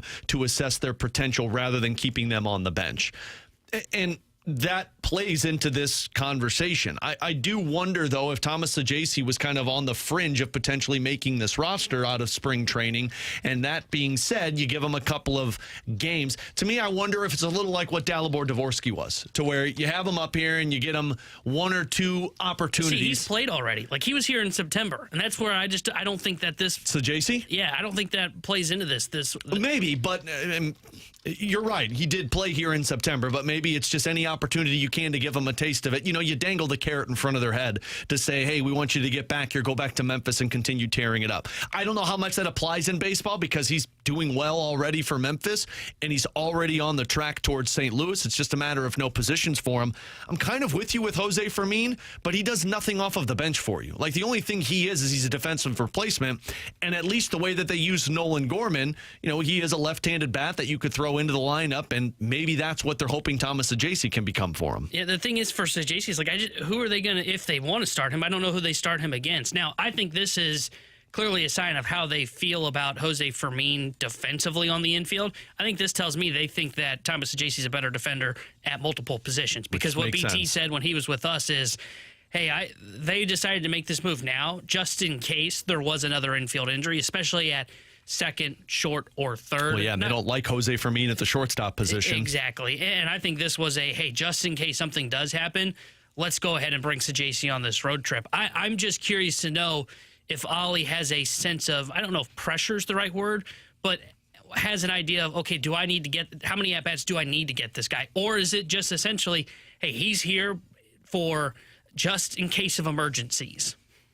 Which would make sense. And I know it's probably going to ruffle the feathers of some Cardinals fans of just having him sit on the bench. I don't know. I personally, because you expect Gorman, if it's a 10-day injured list stint, he's going to be back next week. I don't know if it's the worst thing in the world to have him sit for 5 or 6 games and get maybe one at-bat off the bench, one start in terms of the getaway days, whether it's from Boston to Pittsburgh or Pittsburgh coming back to St. Louis. Just dangle the carrot there a little bit for him and then send him back. But you're right, he was up here in September. It's part of the fluctuating that I'm sure Ollie is going to really have to figure out what to do. And on the other side of that, he's got a test this weekend, T-Bone. You talked about this in the office. You mentioned it to BT. Ivan Herrera right now has been one of the best bats for the Cardinals. But it is very clear they do not trust him defensively. And every situation that they have, they're going to pull him out of the game. And you mentioned it in the office with Boston, with Pittsburgh. These are teams that aren't afraid to run, specifically Boston. I don't know how he's going to handle this because you do have to really toe the line of, do we keep Herrera in there? Yes, the defense may hurt you, but man, that bat, we can't take it out of the lineup versus we need the defense to get more starts. Yeah, I think this weekend will really give us an idea of how much Ollie's going to live with this. And not by what he's going to do over the weekend, but I think the weekend could potentially play in his decision-making when they go to Pittsburgh. And the reason I mention that is because Boston, who is 4th in stolen bases, as you mentioned, in Major League Baseball, Pittsburgh's 1st going into the weekend. So if this idea that they've been working on of, hey, we're going to have him throw from a knee, see if this works and can help him get that pop time a little bit faster, as BT had mentioned when we talked to him. If they don't see that this works and it happens in 2 games against Boston, because my expectation is he starts 2 and they'll give 1 to Pages, I wonder if they will look at this and say, when we go up against some of the best base-stealing teams in baseball, do we then flip the order and go, Pages starts 2 games and Herrera only gets 1 of them? And that's why I think this is such an important series, because they keep saying, hey, he's been working on this from his knee. This would be the first time that we really get to see them fully experiment with it. He's tried it, I think, once this season, and it was the one play in the Minnesota series where a guy got into second base and they reviewed it, and the call just stood just because there wasn't a good enough camera angle to potentially overturn it. But right now, base stealers 5 for 5. I mean, the book is out on Ivan Herrera, and then you look at what he did last year. He only caught 6% of base stealers. So the book is out on Herrera. I'll be fascinated to see how much Boston tries to run on him, and if he has troubles, I wonder if we're going to start to see Oli Marmol start to question potentially, do I need to go to Pages as get him more starts behind home plate? Yeah, we're not doing the lineup game for people that are frustrated about that. We apologize, but the lineup is not anything different. You've got Nootbaar in left, Contreras at first, Donovan batting third at second, Nolan Arenado at the 4-hole, Burleson at DH, Herrera behind the plate, Walker in right, Scott in center, and Mason Wynn batting ninth, playing shortstop. And Eric Fetty is on the mound. Their first pitch coming up in about 40 minutes or so. We'll get back into the Cardinals coming up in the 1 o'clock hour. And again, we want your mic drops on the Scott Lee Heating Company mic drops over on the 101 ESPN app, which is presented by Dobbs Tire and Auto Centers. Are Cardinals fans starting to buy back in, believe in this team? If so, why? If not, why? So send us those Scott Lee Heating Company mic drops on the 101 ESPN app. We'll get to those in the 1 o'clock hour. You can also send them over on the Air Comfort Service text line at 314-399-9646. Ben Bishop, former Blues goalie, former Stars goalie, to talk a little Frozen 4 and Blues win streak comes next here on BK and Ferrario on 101 ESPN.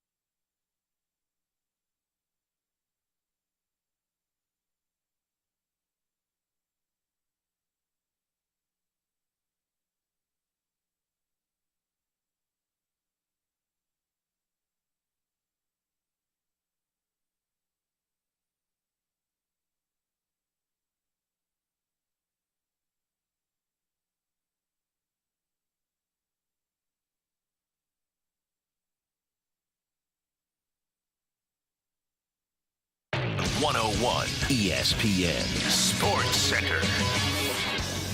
I'm Jordan Deacon. The Sports Center update is brought to you by Saliga Heating and Cooling. The Cardinals are back in action today. They have first pitch coming against the Mets at about 1:10 today. And then the Blues are off today and back in action tomorrow, closing out the homestand when Colorado comes into town. Pre-game show right here on 101 ESPN will begin at 5, and then puck drop is at 6. St. Louis City is at Sporting KC this weekend, taking them on 7:30 on Saturday. And then the Battle Hawks will have their home opener for San Antonio coming into town for 5:30 on Sunday. I'm Jordan Deacon. The Sports Center update was brought to you by Saliga Heating and Cooling, an independent American Standard heating and air conditioning dealer. We're right back to more of it. It's BK and Ferrario on 101 ESPN.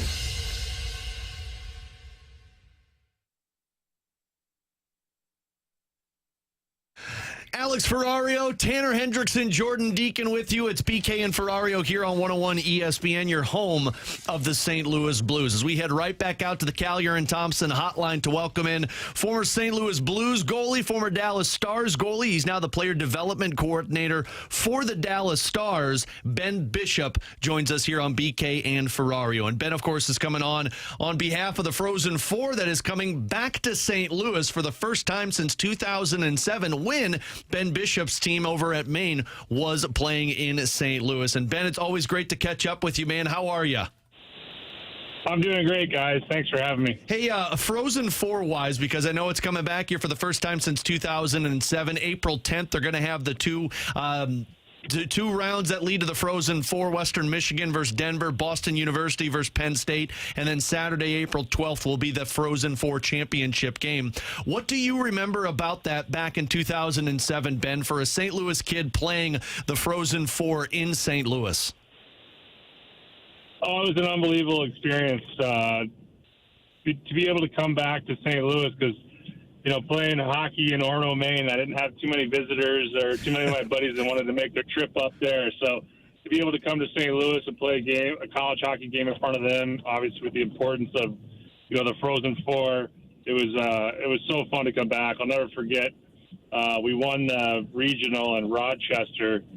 I think we were listening to like the St. Lunatics, Welcome to St. Louis or something like that on repeat after we won the game because we were all excited, obviously, to come to St. Louis and play in the Frozen Four. Well, and you were also a Blues draft prospect at the time, too, so that had to be pretty awesome in your mind, thinking it's like, man, I'm not only going home to play in the Frozen Four, but there's a ton of fans that are excited for me to potentially be playing for the Blues soon. Exactly. I think it might have added a little bit more pressure walking through the halls and seeing your future bosses, but no, it was a lot of fun. It was more fun to play in front of family and friends that haven't been able to see you play in a while. So Ben Bishop, and again, that Frozen Four matchup at Enterprise Center on April 10th, the two divisional rounds, Western Michigan and Denver, Boston University, Penn State, and then Saturday, April 12th will be the championship game, all at Enterprise Center. And Ben, talking about playing in St. Louis, I mean, you've seen it from when you were a player versus now just being a fan of the game. What have you been able to make of this team's 11-game win streak and this hot streak that they've been on since the Four Nations break? Yeah, they're on a streak, that's for sure. I mean, I played for Coach Montgomery in Dallas, and it just shows you what a great coach he is and the way that he's got that team going right now. I mean, the Central Division is a juggernaut right now. You know, the Dallas Stars, too, are 7-game win streak, and you have Winnipeg and Colorado. Everybody's just on fire. So it's going to be fun to watch down the stretch here the last few games and see who lines up with who. And it's going to be tough the first round no matter who you have. And Ben, I'm curious, you were a part of that Stars team, as you mentioned, and played for Jim Montgomery in 18-19. Blues got on that hot streak, won 11 games, end up getting to the playoffs where you guys met them in the second round. What's it like when you're a team that is higher up than a team in the standings and you see someone get that hot right before the playoffs get started? Do players start to kind of look at them and go, boy, I hope we don't run into that team? No, not really. I would say that the playoff season is a completely different season than the regular season. You know, it's a total reset. The game goes up 100%. You know, the last few games, unless you're, you know, trying to get in, you're playing at 100%. But if you're already in, it's kind of a different gear. And then once you hit playoffs, it hits another gear for every single team. And that's why playoff hockey is probably the best playoff format you can watch. So I don't think anybody's worried about anybody because everybody's just worried about themselves at that point. Ben, we had you on right when Jim Montgomery was signed in St. Louis. And I remember us talking, and you said the first thing that you remember when Montgomery got to Dallas was you started to see fewer and fewer odd man rushes. And we saw earlier yesterday over on NHL Network, they said the Blues have been allowing like 3 rushes per game in this 10-game win streak or 11-game win streak right now. What about Jim Montgomery's system can you remember that just worked so crisp for the team in front of you? Yeah, that's true. I did say that. You should get some props for that. You absolutely. Hey, we cite that for the last 3 weeks when we remember you saying it. Well, because if you think about when they were struggling, because, Binnington's such a great goalie, and, a lot of the goals were going in where, he had no chance. And when I was with Monty, and Monty played at University of Maine where I was, and he played for the same Grant Stanbrook coach I played for. Defense wins championships, and if you can allow the least amount of chances, you have a better chance of winning. And I know Monty, I know his system, the way that he likes to keep the D in between the dots and not get running around, and you can see the success that they're having now because of the way that he coaches. And, I was fortunate enough to be with Monty, and I got, up for a Vezina, and there's no, now you know why, because of the way he wants to play hockey. Well, and just hearing him talk to Ben, like now that we've been around him for about 3.5 months, and I've known this from since he's been in the league, but the way it seems he connects with the players, Doug Armstrong had told us a couple of days ago that he's found the ways to get the best out of a Braden Shen who's 32, 33 years old, and also getting the best out of a 23-year-old Zach Bolduc on the ice. He seemed like he can touch both ends of the spectrum with his roster. Absolutely. He's a people person. He's a great player coach. He's not afraid to tell you what he thinks you need to do, and he's not afraid to tell you, what you should do. So it's one of those relationships, and he also can talk to you about other things off the ice. He's not a pure hockey guy. He can relate on and off the ice, and it's somebody that you kind of connect with. And he's done a great job. I mean, he's won everywhere he's been, and you look at in Denver, he won the championships.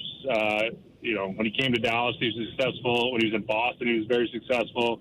So he's just a winner, and he knows exactly what he's doing. Final question for Ben Bishop, who's with us here on BK and Ferrario on the Callier and Thompson hotline. Ben, I don't remember what the longest win streak you were a part of when you were in the NHL, but just from your perspective as a player, when you're in the midst of a win streak like that, does the pressure start to build up a little bit more because of the wins that you're piling up, or is it still just game-to-game mentality?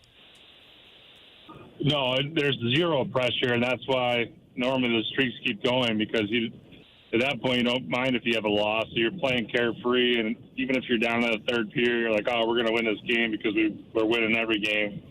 So there really is no pressure at all. You're just kind of playing carefree because you're on such a great streak, so you don't really think about it, and you expect to win every game at that point. He's Ben Bishop. We always appreciate getting to catch up with him, and Ben, we'll continue to give you credit for that odd man rush quote because I'm telling you, nonstop, we've just cited it here on BK and Ferrario, so we let the people know that you told us first. All right, guys. Thanks for having me. There you go. Appreciate you, Ben Bishop, joining us here on the Callier and Thompson hotline. And, I mean, one T-Bone, he mentioned how, as a team, you don't look at the Blues and you say, nah, he's right. Like, playoffs is a different animal, and every team feels like they're the best going into it. So as much as we talk about how I think Winnipeg media is a little concerned about taking on the Blues. Winnipeg's probably thinking we'll be fine. Vegas is thinking we'll be fine. But the one that really stuck out to me there was him talking about that win streak. And that's where it feels like this team's mindset is. I mean, down in the locker room yesterday, we were chatting with Braden Shen about the win streak before, and he's like, none of us really care that we're going for 11 in a row. All we care about is like, do we play better hockey than what we played the final game? And that's where you're at right now. It's not about winning an 11 in a row, 10 in a row, 9 in a row. in their minds, they played poorly the last game, and they got to find a way to one-up it. And it's just because you are carefree. You lose the game, it's not going to be, oh, there it is, there goes the magic. I think they'll just go right back to it if they lose their first game. Yeah, that's what I was going to bring up. I think when you look at the Blues right now, when they do lose again, I don't think there's going to be questions of, oh, boy, how do they get back to getting that kind of winning mindset? I think they will leave that first loss after this win streak's over and go, yeah, we're fine. It's over. Now there's no more media talk about it. We'll just get back to our game. And that was one thing that I think you saw from the Blues early on. Like, they just, even though they would win hockey games, it was tough to win hockey games. They were having a very tough time trying to win. Like, that's why they didn't win 3 in a row for such a long time. They didn't really have the formula down. Like, we kept looking at all the pieces and going, why isn't this working? Like, Holloway's been great. Broberg's been great. Thomas has had another great year. Kyrie's taken another step, and it just wasn't working.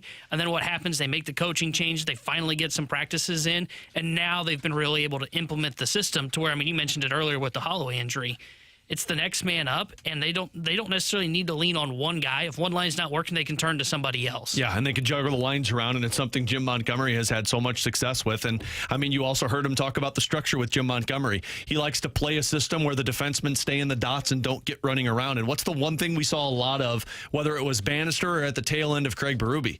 You saw the defensemen chasing after pucks. Now, there's times that the Blues kind of slip up. Last night, Pittsburgh's first goal that they scored, Falk got caught chasing the puck outside of the dot. But typically what they do, they're staying inside. The high slot is unavailable for the opposition, and it's why you see the opposition circling around so much, and they can't get shots off because you're either blocking it, whether it's the forwards that are blocking it from the blue line or they're blocking it to the outside. It's why this defensive structure seems to be working so well, and it's just that pack mentality that we've talked so much about. So again, Ben Bishop, if you missed any of our interview with him or Mike McKenna or Brad Thompson, you can check it out on the podcast page, 101ESPN.com after the show today.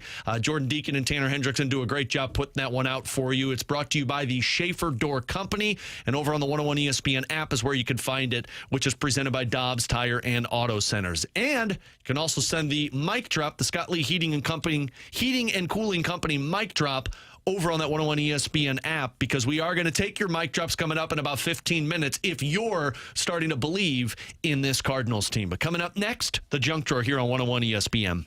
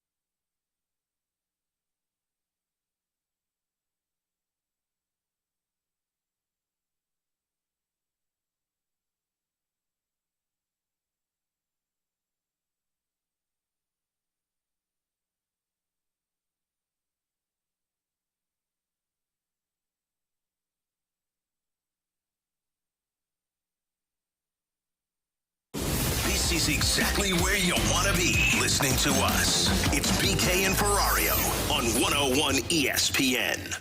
Let's open it up. The Junk Drawer with BK and Ferrario.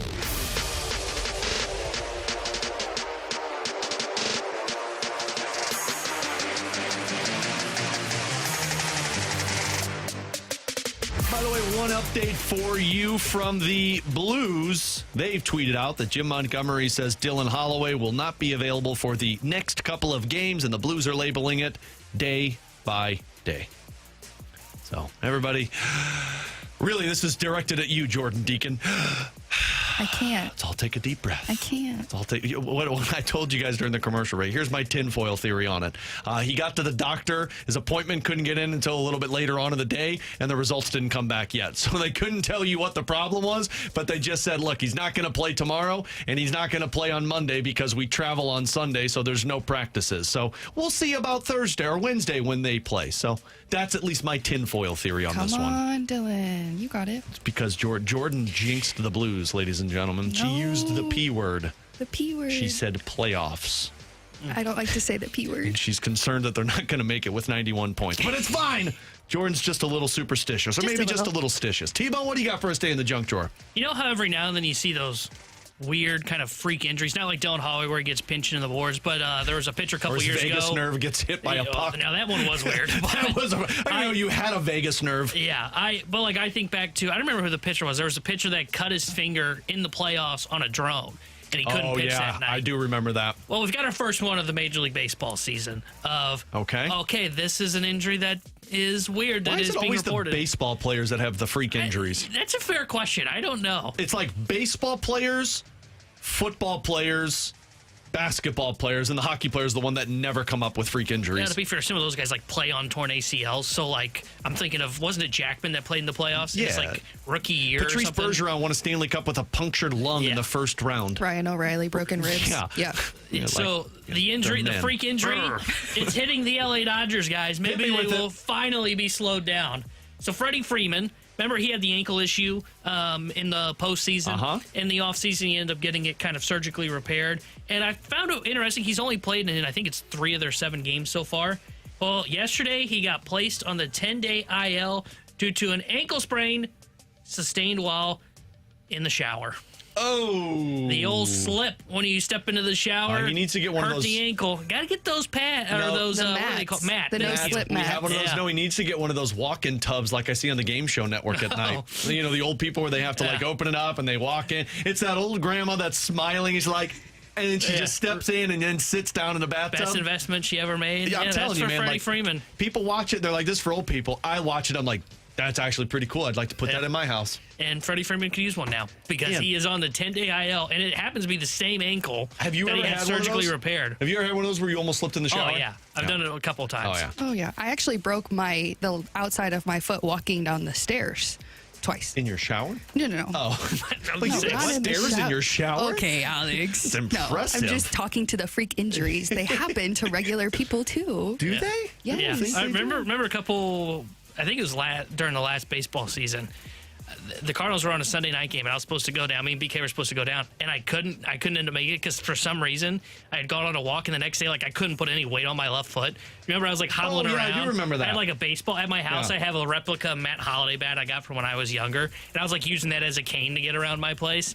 I get the freak injuries, but the Freddie Freeman one, it's just like, man, I feel bad for that guy because it's the same ankle he had surgically repaired, and he did it on just that classic little slip in the shower. I'm going to regret saying this, but I'd love to hear some people's freak injuries that they've had to them. Because I can only imagine what some of the, like, stories. I dropped a black box from the top of my shelf and it landed on my toe and I broke my toe. So, like, you know, we've all been there. My mom had, when I was in 5th grade, I think it was, my mom had to have her knee scoped, kind of like Perico, but hers wasn't from playing hockey and falling awkwardly. No, though of course. That'd Maybe be a better it was. story.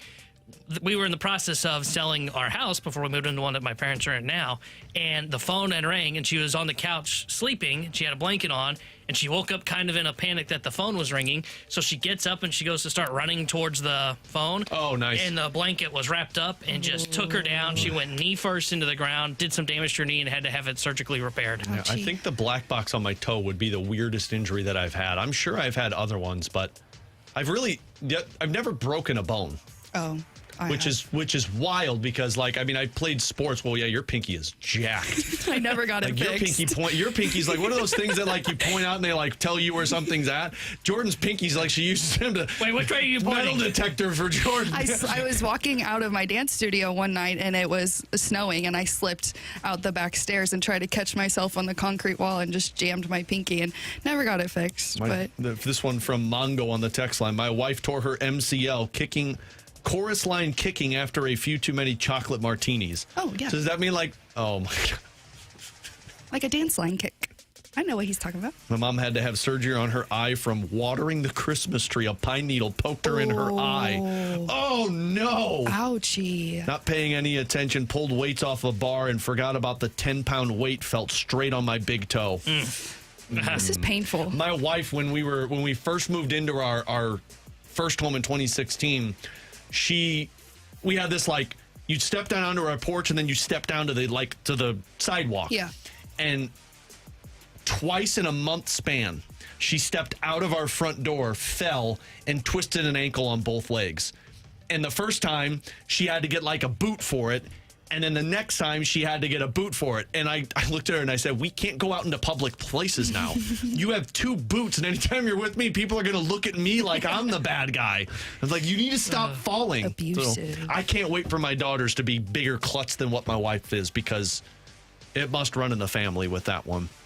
Tanner Hendrickson, Jordan Deacon. I'm Alex Ferrario. A lot more people are sending in their freak injuries, and some of these. I can't wait to read these. I know some of these are just wild, and we also want to hear your mic drops. The Scott Lee Heating Company mic drops on the 101 ESPN app.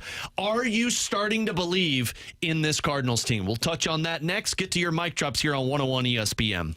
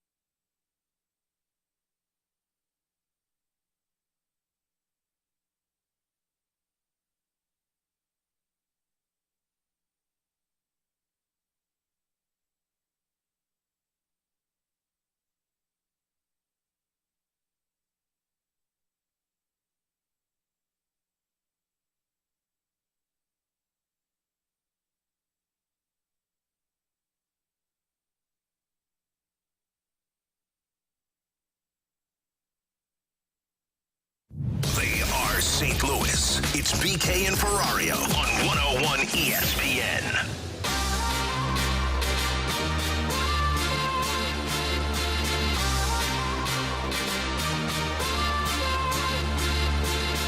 You have a great manager, Oli Marmol. Although he's really young, but he's a great manager, great communicator with the players, so built a great relationship with the players. So I think at the end of the day, it just you have the pieces there, and I think they're going to bounce back this year.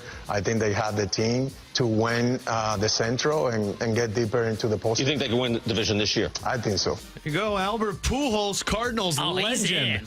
Not only gives his credit to Oli Marmol, that's going to upset some Cardinals fans, but also calls the Cardinals a wagon. NL Central wagon, board, T-Bone. baby. You want to put the conductor hat on? I don't know where. No. You want to put it on for the Cardinals? No. Why not, buddy? Yeah, it would probably have like reverse effect and affect the Blues again. So that just don't even look at it right now, unfortunately. Tanner Hendrickson, Jordan Deacon, I'm Alex Ferrario. That was Albert Pujols on MLB Network talking about Oli, his ability to manage with this team, and of course this team in the NL Central. And honestly, he's not saying anything that we don't know. I mean, I know people don't like Oli, but we all think he's a good manager. Albert Pujols saying that this team could win the NL Central. I mean, I've seen the NL Central already, and it doesn't look that dangerous. Like, the most dangerous team, in my opinion, is the Chicago Cubs, and I'm not too sure the Chicago Cubs scare me right now. Now, maybe they will at some point, but they've got a good lineup on paper, but I still think it means something to have experience of being in the playoffs, and it's something they haven't done for a little bit of time. But we asked you the question, are you starting to believe? Are you starting to buy in with this Cardinals team? Because yes, it's only 6 games. Yes, they went 4-2. And I see the snarky text on our Air Comfort Service text line of, are you going to buy in when they're swept by the Red Sox? I'm not even saying I'm bought in. But what I am saying is I'm starting to see a path. I'm starting to see an opportunity to believe because of the offense, because of Brant Brown's philosophy that seems to be working for a lot of these players. But I don't want to be the mouthpiece for Cardinals fans. I want them to take it. So your mic drops, Scott Lee Heating Company mic drops over on the 101 ESPN app, which is presented by Dobbs Tire and Auto Centers. Let's hear from Justin. I am starting to believe. It's all about the process. And the process, the eye test, man, these at-bats look different. They're competitive. Walker looks different. Gorman looked different before he went on the IL. Even if they go through slumps, if they continue to trust this process, I think in the long run, they'll be successful. So, yeah, I'm believing what the eye test is telling me. This team is fun to watch, and I think I might be back. Go Cards. I didn't know if we would hear the word fun with this Cardinals team this year. I agree. I with Victor Scott up here, I thought like maybe it was a possibility, but I mean, you still had a lot of guys that weren't fun for the last couple of years. And that's something that it's not just Justin saying, and I've heard about 5 or 6 friends say to me like, man, this Cardinals team seems more fun than what they've done in the past. And I just think it's the youth movement. I think it's the fountain of youth for a group of players that now have runway, now have the feeling like it is their team. Some of this comes down to Nolan Arenado willing to, I guess I shouldn't say willing, but taking a step back from being the face of the franchise and supposed to be the guy versus just letting the kids do it. So, yeah, I do think there's some fun there, and it all is centered around the young players, the Walker, the Gormans, the Wins, the Scotts, the Nootbars. That's where you get the buy-in for them. Yeah, I think it's twofold. One, you're seeing them have success in hitting the baseball, and it looks all sustainable. This is the thing I talked about with BK on the Redbird Report podcast yesterday. Shout out! New episode, you should check it out. Yeah, Last Minute Blues podcast. Check that one out, too. I listened to the Redbird Report first. Get your hockey fix first. I look at their at-bats, and it doesn't feel fluky, right? Mm-hmm. Every time they get hits, for the most part, it's quality at-bats, and they're hitting the ball hard, and that's what's most important. And I think the other thing, too, I mean, you mentioned the young guys. They are athletic now because they are so young, and they actually are living up to what Oli said in spring training of, hey, we kind of want to be more of an aggressive baseball team this year, because they have said that the last couple of years of, we're going to maybe be a little bit more aggressive on the base pass. We'll see what happens now that the bases are a little bit bigger. And they just weren't that. They didn't have the pieces to be that. This year they do. Victor Scott's a guy that can be a 40 stolen base threat. When Mason Wynn gets hot and starts getting on base again a little bit more, I wouldn't be shocked if he's a guy that can steal 20 bases. Jordan Walker's been surprisingly aggressive on the base paths. Now, I'm not going to point out that he should have been picked off twice, but he's been aggressive, which is nice to see when he's been on the bases. We're positive. I can understand how people are starting to buy in because you're seeing the at-bats look more competitive. The young guys look a lot better with the work with Brant Brown. And they look like a team that could be more aggressive on the base paths, and that's a fun brand of baseball to watch. So this one from the 314, I think, also makes a great point. It says, I'm starting to buy back in. They're entertaining to watch so far. The last few years, they would quit when something went wrong or let up a few runs. They hadn't quit in the few games they were down, and the offense is more than 3 outcomes. That is another – nailed it. Typically, these teams – and I know they lost the one game that went into extras, but typically when they get to extras – it might not even get there, but they're done. Like dead in the water. The other team scores 3 runs, not coming back in this one. And they've forced their way back into games 2 separate times in extra innings. And that is something that the snowball effect has truly hurt the Cardinals in the past. Now, could it hurt them? Absolutely. You lose one series, does it roll over into another series with the Red Sox? Does that roll into another series with the Pirates? And guess what? That's what might happen with this team. You might go up, you might go down. We had a roller coaster ride that felt like the Screaming Eagle on the back seat for the first 3 months of the season with the Blues. So all of this could change, but for right now, there does seem to be a little bit of optimism. Another mic drop, our Scott Lee Heating Company mic drop on the 101 ESPN app, brought to you by Dobbs Tire and Auto Centers. Let's hear from Janet. I'm buying back in because they're actually playing baseball again instead of just worrying about launch angles and doing everything that they can to ruin the new players coming up. Oh, yeah. They're letting them play and do what they know how to do. This is a great thing to watch. It's not boring like it was last year. Do you want to tell her, T-Bone? She's right. They were boring last year. Oh, they were boring last year, but they're still using launch angle. I don't think it's as egregious as it has been. They're still using analytics. Yeah, I know, but don't ruin them. I'm not trying to ruin it. I just when one of them say I do suck. When one of them say like, "Oh yeah, we're working on the launch angle," I just don't want them to be like, "Oh no." I think what's been nice is Brant Brown hasn't been using those words to the public, and I think that's smart. Jeff Albert did use those words to the public. Jeff Albert did.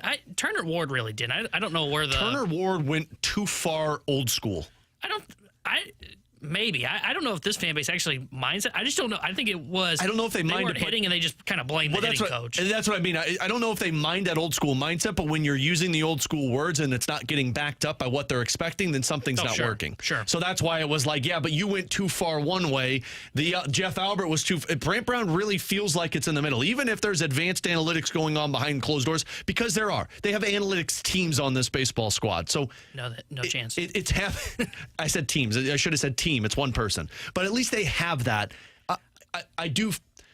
Brant Brown handles the media properly, which I could say the same thing about a guy like Rob Serfolio yesterday. Like 100%. That is the breath of fresh air for Cardinals fans. And I'll say this too about Brant Brown, and he's only done, as far as I've seen, as the one media availability with KMOV, I think it was yesterday or 2 days ago. He was like fitting the identity of what the Cardinals are, right? Mm-hmm. We've been talking about them being a fun baseball team, being aggressive on the base paths. And then you go and listen to that interview with Brant Brown, and what's he talking about? Yeah, we're maybe lose a couple battles. We're going to win the war. And by the way, we're going to be the aggressors. We're going to try and take it to the pitcher. Yes. Okay. I love that. I'm ready to get in the batter's box and hit for the Cardinals now. Like, I think that this fan base is really resonating towards, I could hit Helsley's fastball, still believe it.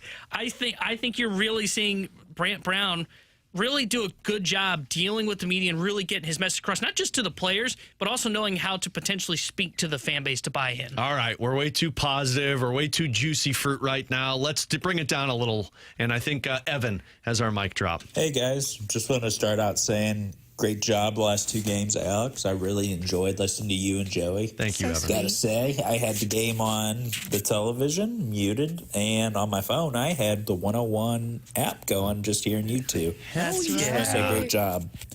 But on the flip side, on how I feel about the Cardinals, always a but, is let's slow our roll. Okay. Let's see where we're at in a month. We've played 2 teams that, in my opinion, are going to be well below 500.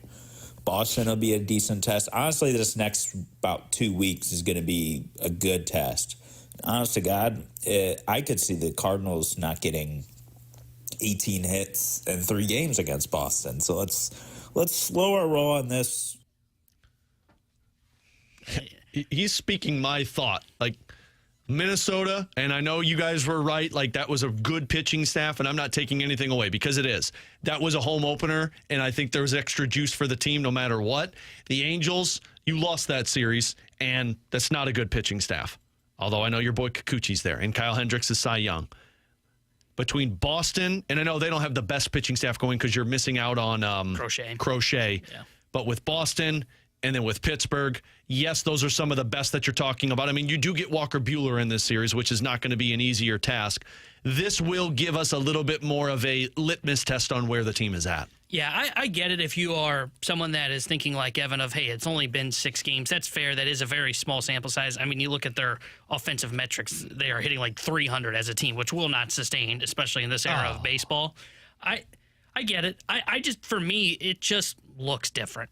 And it doesn't feel like the same old Cardinals. And maybe that's why I'm a little bit more opportunistic through these first 6 games. Everything looks different. The young guys look like this is sustainable, hitting the baseball hard. It's why I'm willing to buy in. But I can understand, because I agree with them. I think the Twins will be below 500. Angels will be below 500. Yeah. This series against Boston and Pittsburgh will be telling, especially for the offense in the Pittsburgh series. I'm more curious how the pitching looks against Boston than I am what their offense will look like, because you're right. They avoid Crochet in this series, and Buehler I don't think is the same guy anymore. Yeah. I'll be fascinated what happens when they get to that 13 games and 13-day stretch, because that's when the competition really picks up. They got the Braves, the Mets, the Phillies, the Astros in that stretch. That's when we'll really find out what this team is made of. But for right now, I'm willing to take the bait a little bit. Yeah. I'm willing to say this feels different. I'm going to start to buy into this squad. Really willing to drink the Kool-Aid, which is always a good thing. Tanner Hendrickson, Jordan Deacon, I'm Alex Ferrario. Appreciate everyone. Scott Lee Heating Company, mic drops over on our Dobbs Tire and Auto Centers 101 ESPN app. Keep sending the text into the Air Comfort Service text line 314-399-9646, because we're going to get to One's Gotta Go, a Friday staple. Even Brandon Kiley can't keep us down on Fridays. When he's not here, T-Bone, we find a way to keep that benchmark in. So we'll get to that, the 1:30 segment. Coming up next, Ferrario needs to stop talking. Let's talk Robert Thomas, because Mike Kelly told us yesterday that, yeah, you've got a star center right now in the NHL. What if the superstar that we were talking about has been under our nose this entire time? I'll explain coming up next here on 101 ESPN.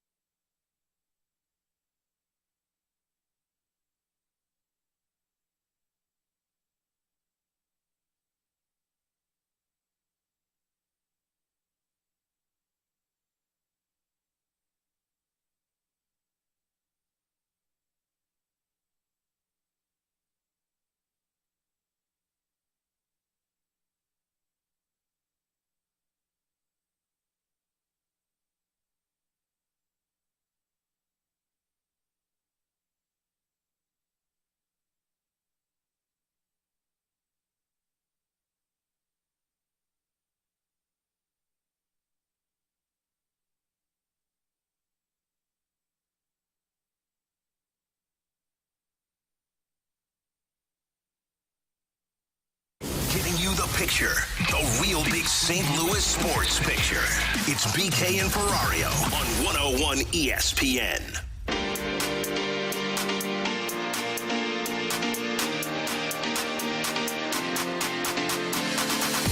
Up at the blue line. Kyrou skates in, drops it off to Thomas. Thomas takes a shot, he scores! Robert Thomas, the overtime winner, as the Blues flood the ice to tie a franchise record for 11 consecutive wins, tied with the 2019 Blues team for most consecutive wins in franchise history. That was last night at Enterprise Center, as there was a moment I didn't think it was going to happen, but Robert Thomas thought otherwise, and really the big players came through for the Blues last night. Pavel Buchnevich scoring, Jordan Kyrou picking up a big assist and getting a goal. You had Neighbors scoring twice, and all of this was without Dylan Holloway. But the hero in the game last night was Robert Thomas, as he picked up a goal and an assist, the overtime winner on the power play to extend his point streak now to 6 games. He is now, and I think I saw Matt DeFrank's tweet this out, he is now the most points of any player since the Four Nations break in the National Hockey League. He's plus 16 on the season. He missed 12 games this year. And right now, he's 6 points over being a point-per-game player. He's 6 points away from chasing down the 77, which was the second most that he has had in a season. 86 was the most, and he played all 82 games. And it's the best plus-minus he has ever had in the National Hockey League in his career. And we're talking about a guy who is 25 years old and has already played 7 seasons. We've talked a lot about how the Blues are missing that star, that superstar. And look, Connor McDavid, Leon Draisaitl, Cale Makar, Nathan McKinnon, they're all on a different level. They're an area that you can never catch. But I do think there's a next tier down that Robert Thomas can be in. And this was Mike Kelly from NHL Network. He was on with us yesterday. Big analytics guy, works for Sports Logic. See him on NHL Network. We asked him about Robert Thomas and the potential of a Selke trophy. I would have Robert Thomas as top 5 for the Selke right now, I think for sure. And I'd drill down deeper to see if I would have him top 3. I haven't gone that far yet, but I'm glad that obviously the people in St. Louis are knowledgeable fans, and I'm sure they see it. And I'm hoping that more people around the league notice that as well. It's not just the defensive; it's the whole thing. Like you said, he puts up a ton of points. He's a star center. Like, you can win with him as a number 1 center. I don't have any doubt about that. I view this as the star or superstar that they have been lacking for the longest time, T-Bone. He's already a guy that NHL uses a lot of. He does all of the NHL media days at the beginning of the season. He's the face when the Blues are kind of promoted on NHL television, or if it's TNT or ESPN. But for Robert Thomas, you do fly under the radar because you are in St. Louis. Mike McKenna told us if you're in Chicago, if you're in New York, people are talking about Robert Thomas like one of the best centermen in the game. This, to me, is a guy that dealt with injuries, dealt with some of the head stuff that you go through in terms of not getting on the Four Nations roster and trying to get on there, and had to reset his mindset. He's the superstar that they have been lacking. He is going to be a point-per-game player. He could be the guy that touches 100 points for the first time since Brendan Shanahan. He's a guy that goes up against the other team's top line every single night and keeps them in check. It's hard to not look at Robert Thomas and say, you've got the centerpiece for what you need to be a Stanley Cup champion moving forward. Yeah, I think it's fair to say he has become the star the Blues were looking for. I think I agree with that. And I was a little hesitant to jump into that. I wanted to see another year like he had last year, which was 86 points in 82 games, be more than a BA guy that averages more than a point per game. And he's right back there again. And I think what's so impressive about what he's doing right now, I mean, you mentioned the 12 games he missed earlier this season with the injury. Also had that weird 12-game stretch where, like, him and Booch, like, quit playing hockey, essentially, and it almost knocked the Blues out of the playoff hunt. So you're talking about 24 games where he ended up being 12 where he misses, 12 where he goes cold and has just 6 points in that stretch and was a -9 on the ice. And then you look at his season as a whole, and he's got 20 goals, 51 assists, the 71 points, the +16 as you mentioned. And in the 11-game winning streak, he's got 19 points and is a +10.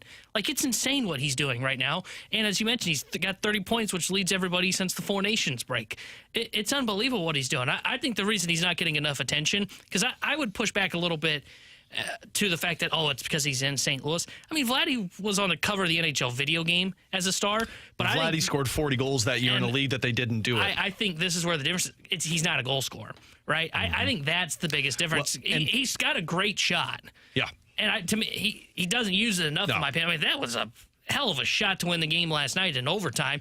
He picked the top corner, and I understand, look, he's a 20-goal scorer. He had, I think his career high, if I'm not mistaken, is 26, which he did last year. Yeah. I think he got to be 30-plus, and then he would really be in that conversation, but that's just not how he does it. 30-plus or 100 points. And sure. And BK's right yesterday where he said, he hasn't had playoff success. That's really where this comes down to, and it's the one thing that, yes, Robert Thomas has a Stanley Cup, but that was as a rookie where he wasn't playing as much. And his most memorable moment from that run was getting rocked by Torrey Krug. Yep, rocked by Torrey Krug. Sorry to bring it up, Robert. And then he was out for the rest of that series. But he doesn't have that playoff success, which is part of it.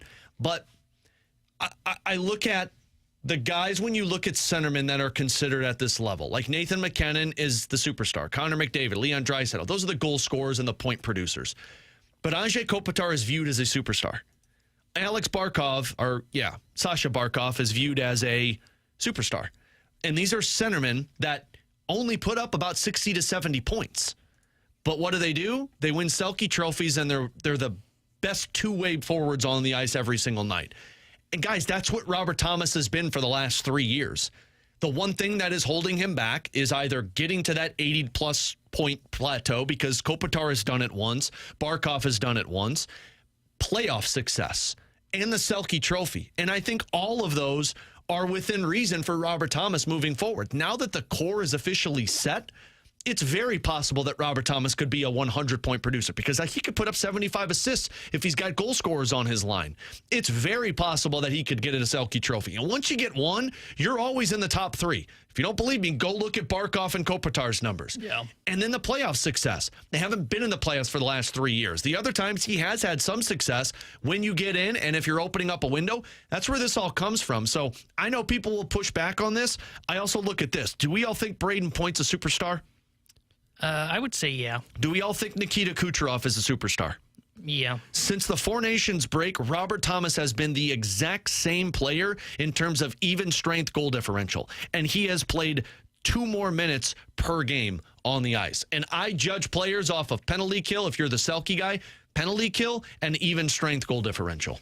Yeah. I love the point about the playoffs as well there, because all it takes is just one playoff series of shutting down a top line to really get put in that conversation. With Ryan O'Reilly. Exactly. That's exactly where I was going to go. And when you think of the playoff series that he has had outside of the rookie year with the 2019 team, you think to that 21-22 season where they lost to Colorado in 6 games, if I remember correctly. He wasn't the top line center in that series. O'Reilly was the one that was getting the toughest matchups. And Thomas still played good, but it wasn't as noticeable because he wasn't the guy that you circled as, okay, he's got to shut down that top line. And we see it on a game-by-game basis. But once you get to the playoffs, that's when the national media really pays attention to everything that's going on. It's hard for the national media to pay attention to 32 teams. They can really zone in once you get down to just 16, and you've got best-of-7 series going on. There's only 3 games a night, and they're pretty well spaced out time-wise. They will be able to see Robert Thomas in the way that he and Pavel Buchnevich, and I'm not saying Buch is a star, but they can really see how those two can impact the game, not just offensively, but the way that they can really slow down the best lines in the NHL. From the 3-1-4, Thomas isn't consistent enough. 21 games, he's got the most points in the National Hockey League at 30. He scored 7 goals. He's got 23 assists. He had a multi-assist game for 4 straight, and his points in 6 straight. If you're going off of what he's done this season, well, think about what the season was. He had the injury, obviously wasn't healthy. Curbs had mentioned it, and even Doug Armstrong has mentioned it. He got down of not being picked for that Four Nations roster. And then he had to come out of that darkness, which he did on that break, and he came out, and he's been the best player in the National Hockey League since. So I'm not sure where the consistency else you want to see from Robert Thomas, who has done it for the last 3 seasons. One other thing I wanted to mention, and T-Bone, you brought this up, and I don't think you're alone here. Is there any concern about the Blues and these slow starts? And not so much slow starts meaning the first period, slow starts meaning they're not getting out front or they're not holding on to leads like they were when they were blowing out teams 4-1, 5-1. I'm not overly concerned, but it is something I'm keeping an eye on Because it's one thing to, in 3 of the last 4 games, say, hey, we really haven't had our legs. We're not really getting off to the best of starts. Okay, you can do that when you're going up against the Pittsburgh Penguins, the Detroit Red Wings. I don't know how sustainable this is if you're going to continue to have this issue of, hey, we're having a tough time getting going. I think basically what they're saying is, hey, we're tired. We've been pushing for so long. We're getting tired, and they're saying it without having to say the word publicly. I don't know if you can get away with this, though, against, like, Colorado, Winnipeg, the Edmonton Oilers, if you run into them in the Stanley Cup playoffs. Like, these are the kind of things where it is, okay, let's see if we can really right the ship in the last handful of games, especially in this run where you got playoff teams coming up like Colorado on Saturday.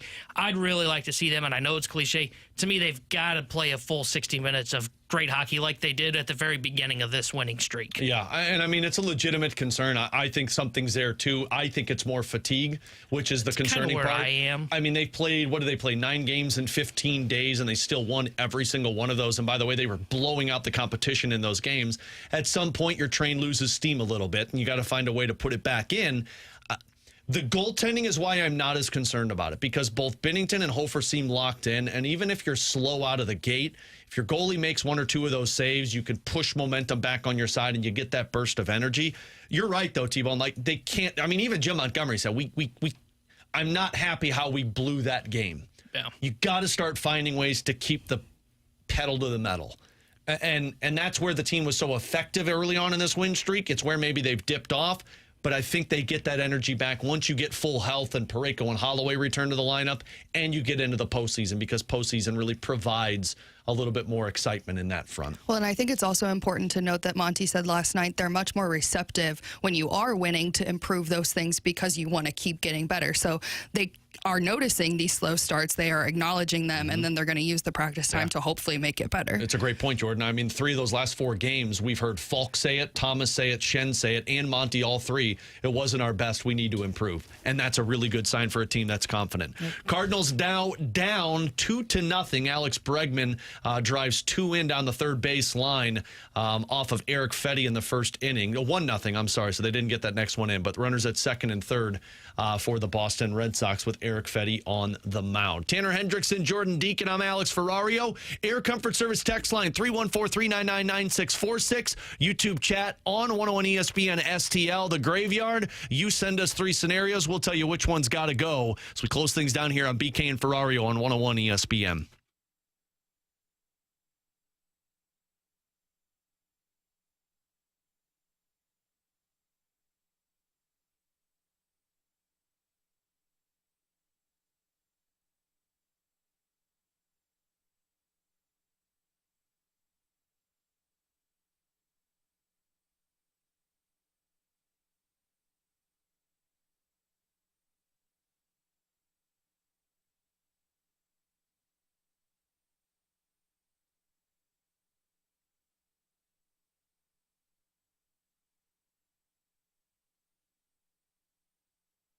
Alex Ferrario back with you to tell you about Ted Drew's famous frozen custard. You might be thinking, Alex, look out the window right now. It's rainy. It's cold. I don't want to go get frozen custard. Well, you are wrong, sir or madam, because even when it's cold out, even when it's rainy out, it's still the perfect spot to go, because that frozen custard is delicious, and it has been for over 95 years. 4 generations of families have been serving St. Louisans that famous frozen custard. And even if you're not in the mood for it, it's just a St. Louis tradition. You go there, you see the people that are sitting in their cars. You see the people that are just hanging out, building those traditions with their families and friends. I can promise you I'll be there because it's a Friday, and I get to do this with my girls. I love doing it just like I got to with my dad and my mom and my sister when we were growing up. So go check them out while you're at Ted Drew's off of Chippewa. Walk across the parking lot and check out the gift shop, Ted Drew's Souvenirs, Ted Drew's Apparel, Ted Drew's gift cards, all of it there for you at Ted Drew's famous frozen custard. Off of Chippewa, Ted Drew's. It really is good, guys and gals.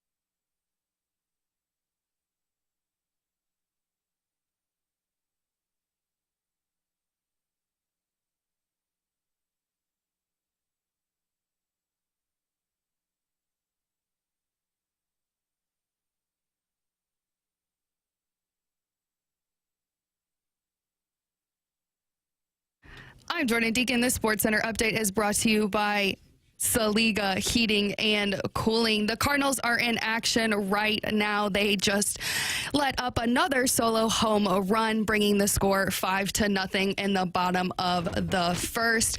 As for this weekend on 101 ESPN, we've got Twins versus Astros action for you tomorrow starting at 12:30. And then on Sunday, you can hear the Cards versus the Red Sox game right here at 5 o'clock. I'm Jordan Deacon. The SportsCenter update was brought to you by Saggese Heating and Cooling, an independent American Standard heating and air conditioning dealer.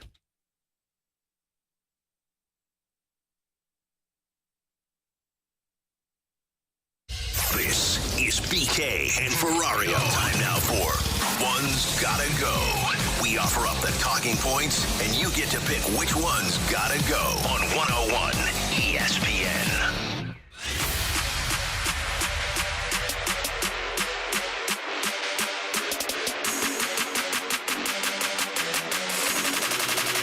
Count that big pen. Hey, if you want to go back in the show a little bit later on and listen to why Cardinals fans are so optimistic about this team and why they're starting to buy in and believe, maybe want to give it 24 hours because the Cardinals are down 5-0 in the bottom of the first. This comeback's going to be epic, Oh, man, this offense is why you're going to believe, T-Bone. Eric Fetty gave up a 3-run bomb to Trevor Story and then gave up another home run to Abreu, and his team is now trailing 5-0. Look, nothing that I said about why I was optimistic about the Cardinals had anything to do with their pitching staff. There's only one team in St. Louis that can come back and win games, and it's the St. Louis Blues. They've done it 3 of the last 4. They're a wagon. Cardinals are not. Tanner Hendrickson and Jordan Deacon. You stress me out. I didn't say playoffs. Oh, I said it. It's time for One's Gotta Go. You send us 3 scenarios. We will tell you which one has to get up out of there. 314-399-9646. Over on the Graveyard Chat, 101 ESPN STL on YouTube. Our studio cams brought to you by Air Alliance Team. Let's start with this one. One's Gotta Go. Forget your phone. Forget your wallet. Forget your significant other's birthday. Oh, that one. That's easy for you. I can see how that would be a problem. Yeah. Yeah. The other one, like forget your wallet, now that one would suck. Done that one before at the grocery store with a full cart at the checkout Well, counter. and if they don't have tap to pay, then you're like really screwed. Yeah. Because like if you have your Such phone. a Gen Zer. Sorry. That's why I would pick wallet over phone. No, I do that, but it's very funny when I pull my card out and I hold it, because typically, like at the grocery stores that I go to, they have older individuals that are working at the counters, and I'll pull my card out and I'll be like, there goes, you don't tap on this one. I go, what? I said, you don't tap on it. And they go, yeah, you swipe or insert. And I go, okay. Well, wait, were you referring to the tap or you were referring to your phone? Well, you can, like Apple she's Pay, talking about her phone. tap to pay on your phone. Yeah, you showed your age. Yeah, there. that's way too technologically savage for me. Yeah, that's what I thought she was referring to. And then when you're like, pull my card, I was like, no, see. No, you can put your card on your phone. Now, why would I do that? Somebody will hack my phone you forgot and steal it. In case you forget your wallet. No, you're going to get hacked, and then your card's going to get stolen. For me, yeah, it's the significant other's birthday. I agree. Yeah, I have to get rid of that one, because if I forget her birthday, I think she'd be more upset if I forgot her birthday over our anniversary. Really? Like, Katie loves her birthday. Like, she loves celebrating birthdays. I hate getting older. Oh, I do too. My birthday doesn't matter anymore, but yeah, she does not like that, so I think I'd have to get rid of that one. Yeah, I agree. One has got to go on our Air Comfort Service text line 314-399-9646. For the rest of your life, you can't say one of these words in a sentence. Blues, the word is, or the word love. Well, blues has to go. My job kind of surrounds, I have to be able to say the word blues, so. Yeah. That's the way I'm playing this game correctly, right? I'm getting rid of it because. Right. Yeah. It's confusing me for a second, but yeah, I think I would have, but I love the word love. How much do I say is? I feel like it's one of those words that you don't think that you say that much, but you literally can't form a sentence without it. Well, you didn't use it there once. I'm about I couldn't figure it out. I couldn't figure it out. I'm going to get rid of is, I guess. I think we should challenge. That might be one of the punishments. What we might do next year for our football pick-em, T-Bone, is we're going to pick like 3 words that the loser can't say for the entirety of the show. And if they say it, they're going to have that pregnancy simulator attached to them and they get zapped. Yeah. I can't say Cardinals, Blues, and I don't know what the third one would be, but that would be great. Oh, yeah, we're totally going to do that one. All right, one's got to go. Garage beer, bless you, Jordan. Thank you. Mowing the lawn beer or after work beer. It's Bishin About Sports. Sent that one. Can you read it one more time? Garage beer, mowing the lawn beer, after work beer. I would say for me, I would probably say the mowing the lawn beer. Get rid of it, I love Really? mowing the lawn beer. I mow the never have lawn. garage beer. Oh, see, I can see that one. Like, you're out in the garage cleaning it. For me, I've gone home, helped my parents clean the garage out. You're like, listen to the Cardinals game, and it's a beautiful day outside. Like, that one I can get. I tried to do the garage beer while I was building my daughter's playground set, and I found out that I was getting a buzz, and then I was building the thing incorrectly. And so I said, I should probably stop this. But yeah, no, mine would be garage beer. I don't have garage beers. I don't mow the lawn, so I would have to get rid of the mow the lawn beer. Son of a gun. Don't you enjoy doing your lawn? I love doing my lawn. I was going to say, why do you get... I have a riding mower, though. My dad does, yeah. So, that's it's got a cup holder in it. Oh, yeah. Probably shouldn't be out there as long. All right, one's got to go. Live with your in-laws, live with your parents, live with your siblings. Mine would be live with your in-laws. Yeah. In-laws, That would siblings, be what was the third one? Parents. Oh. For you grandparents. Yeah. I couldn't do live with my in-laws. It's not that I don't love my in-laws. I love, they're both incredible individuals. save. No, they are. They are. I just, with the chaos that we live in, I don't think they'd be able to handle it. And, you have no privacy. There's no opportunity to be intimate with your wife because you're in your freaking in-laws' house. So, yeah, that one's got to go. I would say, for me, it'd be living with my siblings. I've only got one. We couldn't do it.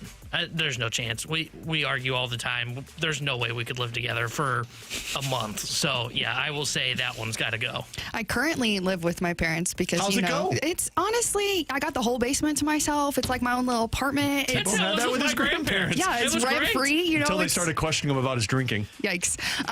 But so I think I can live with my parents. I have lived with my sibling. We've never lived on our own before. But I think we're both really good at if we need to separate, we can. So I think, I don't have in-laws, but I don't think I would be able to live with in-laws. All right, one more. One's got to go. Biting your tongue, stubbing your toe, or getting a deep paper cut. Oh, I think the paper cut one's got to go. I thought about the biting your tongue because then it can kind of really affect you for a while too. Mm-hmm. I do it all the time. Stubbing your toe that sucks, but it's kind of it's a and quick gone. pain.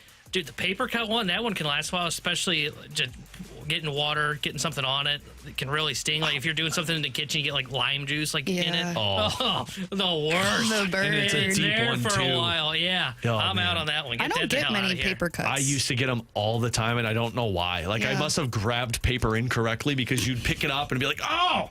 Oh, man, they do it on a Jackass episode, too, where they do it in the inserts of their fingers and their toes. I've gotten that one before. Oh, golly, I can't do that one. Not it. Yeah, I think we're all on the same page with the paper cuts. With Tanner Hendrickson and Jordan Deacon, I'm Alex Ferrario. We'll come back with our rewind next here on 101 ESPN.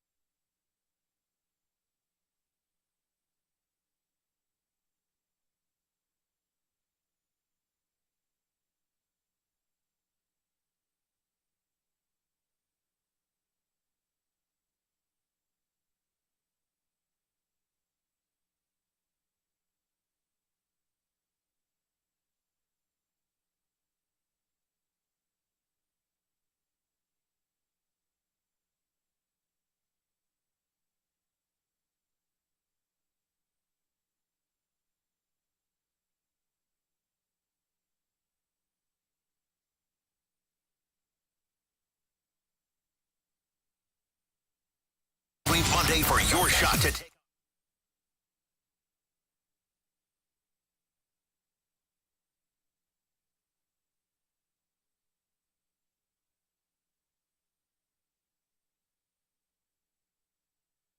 This is exactly where you want to be listening to us. It's BK and Ferrario on 101 ESPN. Let's run it back with a daily rewind on BK and Ferrario. Brought to you by Gloria Loom, your home sold guaranteed realty. Selling your home begins at GloriaHasTheBuyers.com.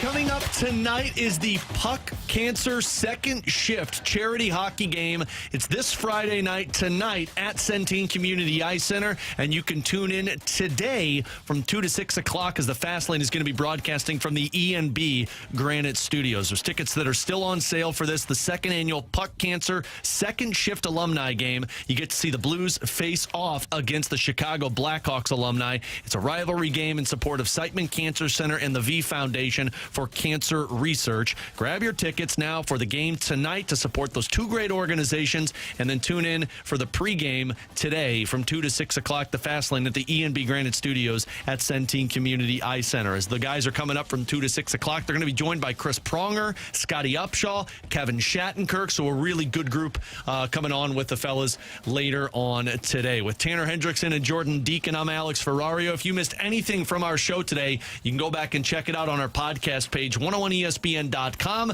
which is always sponsored by the Schaefer Door Company. It's on the 101 ESPN app, the free app, which is easy to use. Also sponsored by Dobbs Tire and Auto Center. So as we close it down here, the Cardinals are trailing the Boston Red Sox 5-0 as Victor Scott just made a hell of a catch in center field. T-Bone, I feel like this weekend is going to be a really good idea of where the Cardinals are at. Not saying that it's what you invest in, but we saw the offense perform well. We saw the pitching perform well. Both are going to get tested in this next weekend series. Yeah, you're seeing, right now, Fetty's gotten the full Boston Red Sox experience. They've got a decent lineup, man, and if you don't have your best stuff, they will make you pay. And they did that in the first inning. 5 runs on them. I think this series is more telling about how Herrera is going to be able to handle the running game, because we mentioned they are 4th in stolen bases in Major League Baseball. Coming into today are the Boston Red Sox. On top of, what does your pitching look like against this lineup? If your pitching can get you through this series and looks good, maybe we'll be looking at going, okay, maybe it's a little better than we thought. Because I would say the first week, I would say their starting staff, along with their bullpen, was just okay. Yeah. I think it was average. You had a couple good outings from the rotation, and then the bullpen really let you down. I think the Pittsburgh series next week, which we'll talk about on Monday, I think that's the one that will tell you more about the offense, because you will be running into their best arms. You will see Skeens. You will see Keller. You avoid Garrett Crochet of the Boston Red Sox. Buehler, who looked okay in the first 2 innings, I don't think he's the same guy that he was when he was with the LA Dodgers before he had Tommy John. So I think this series is more telling about what their pitching will look like.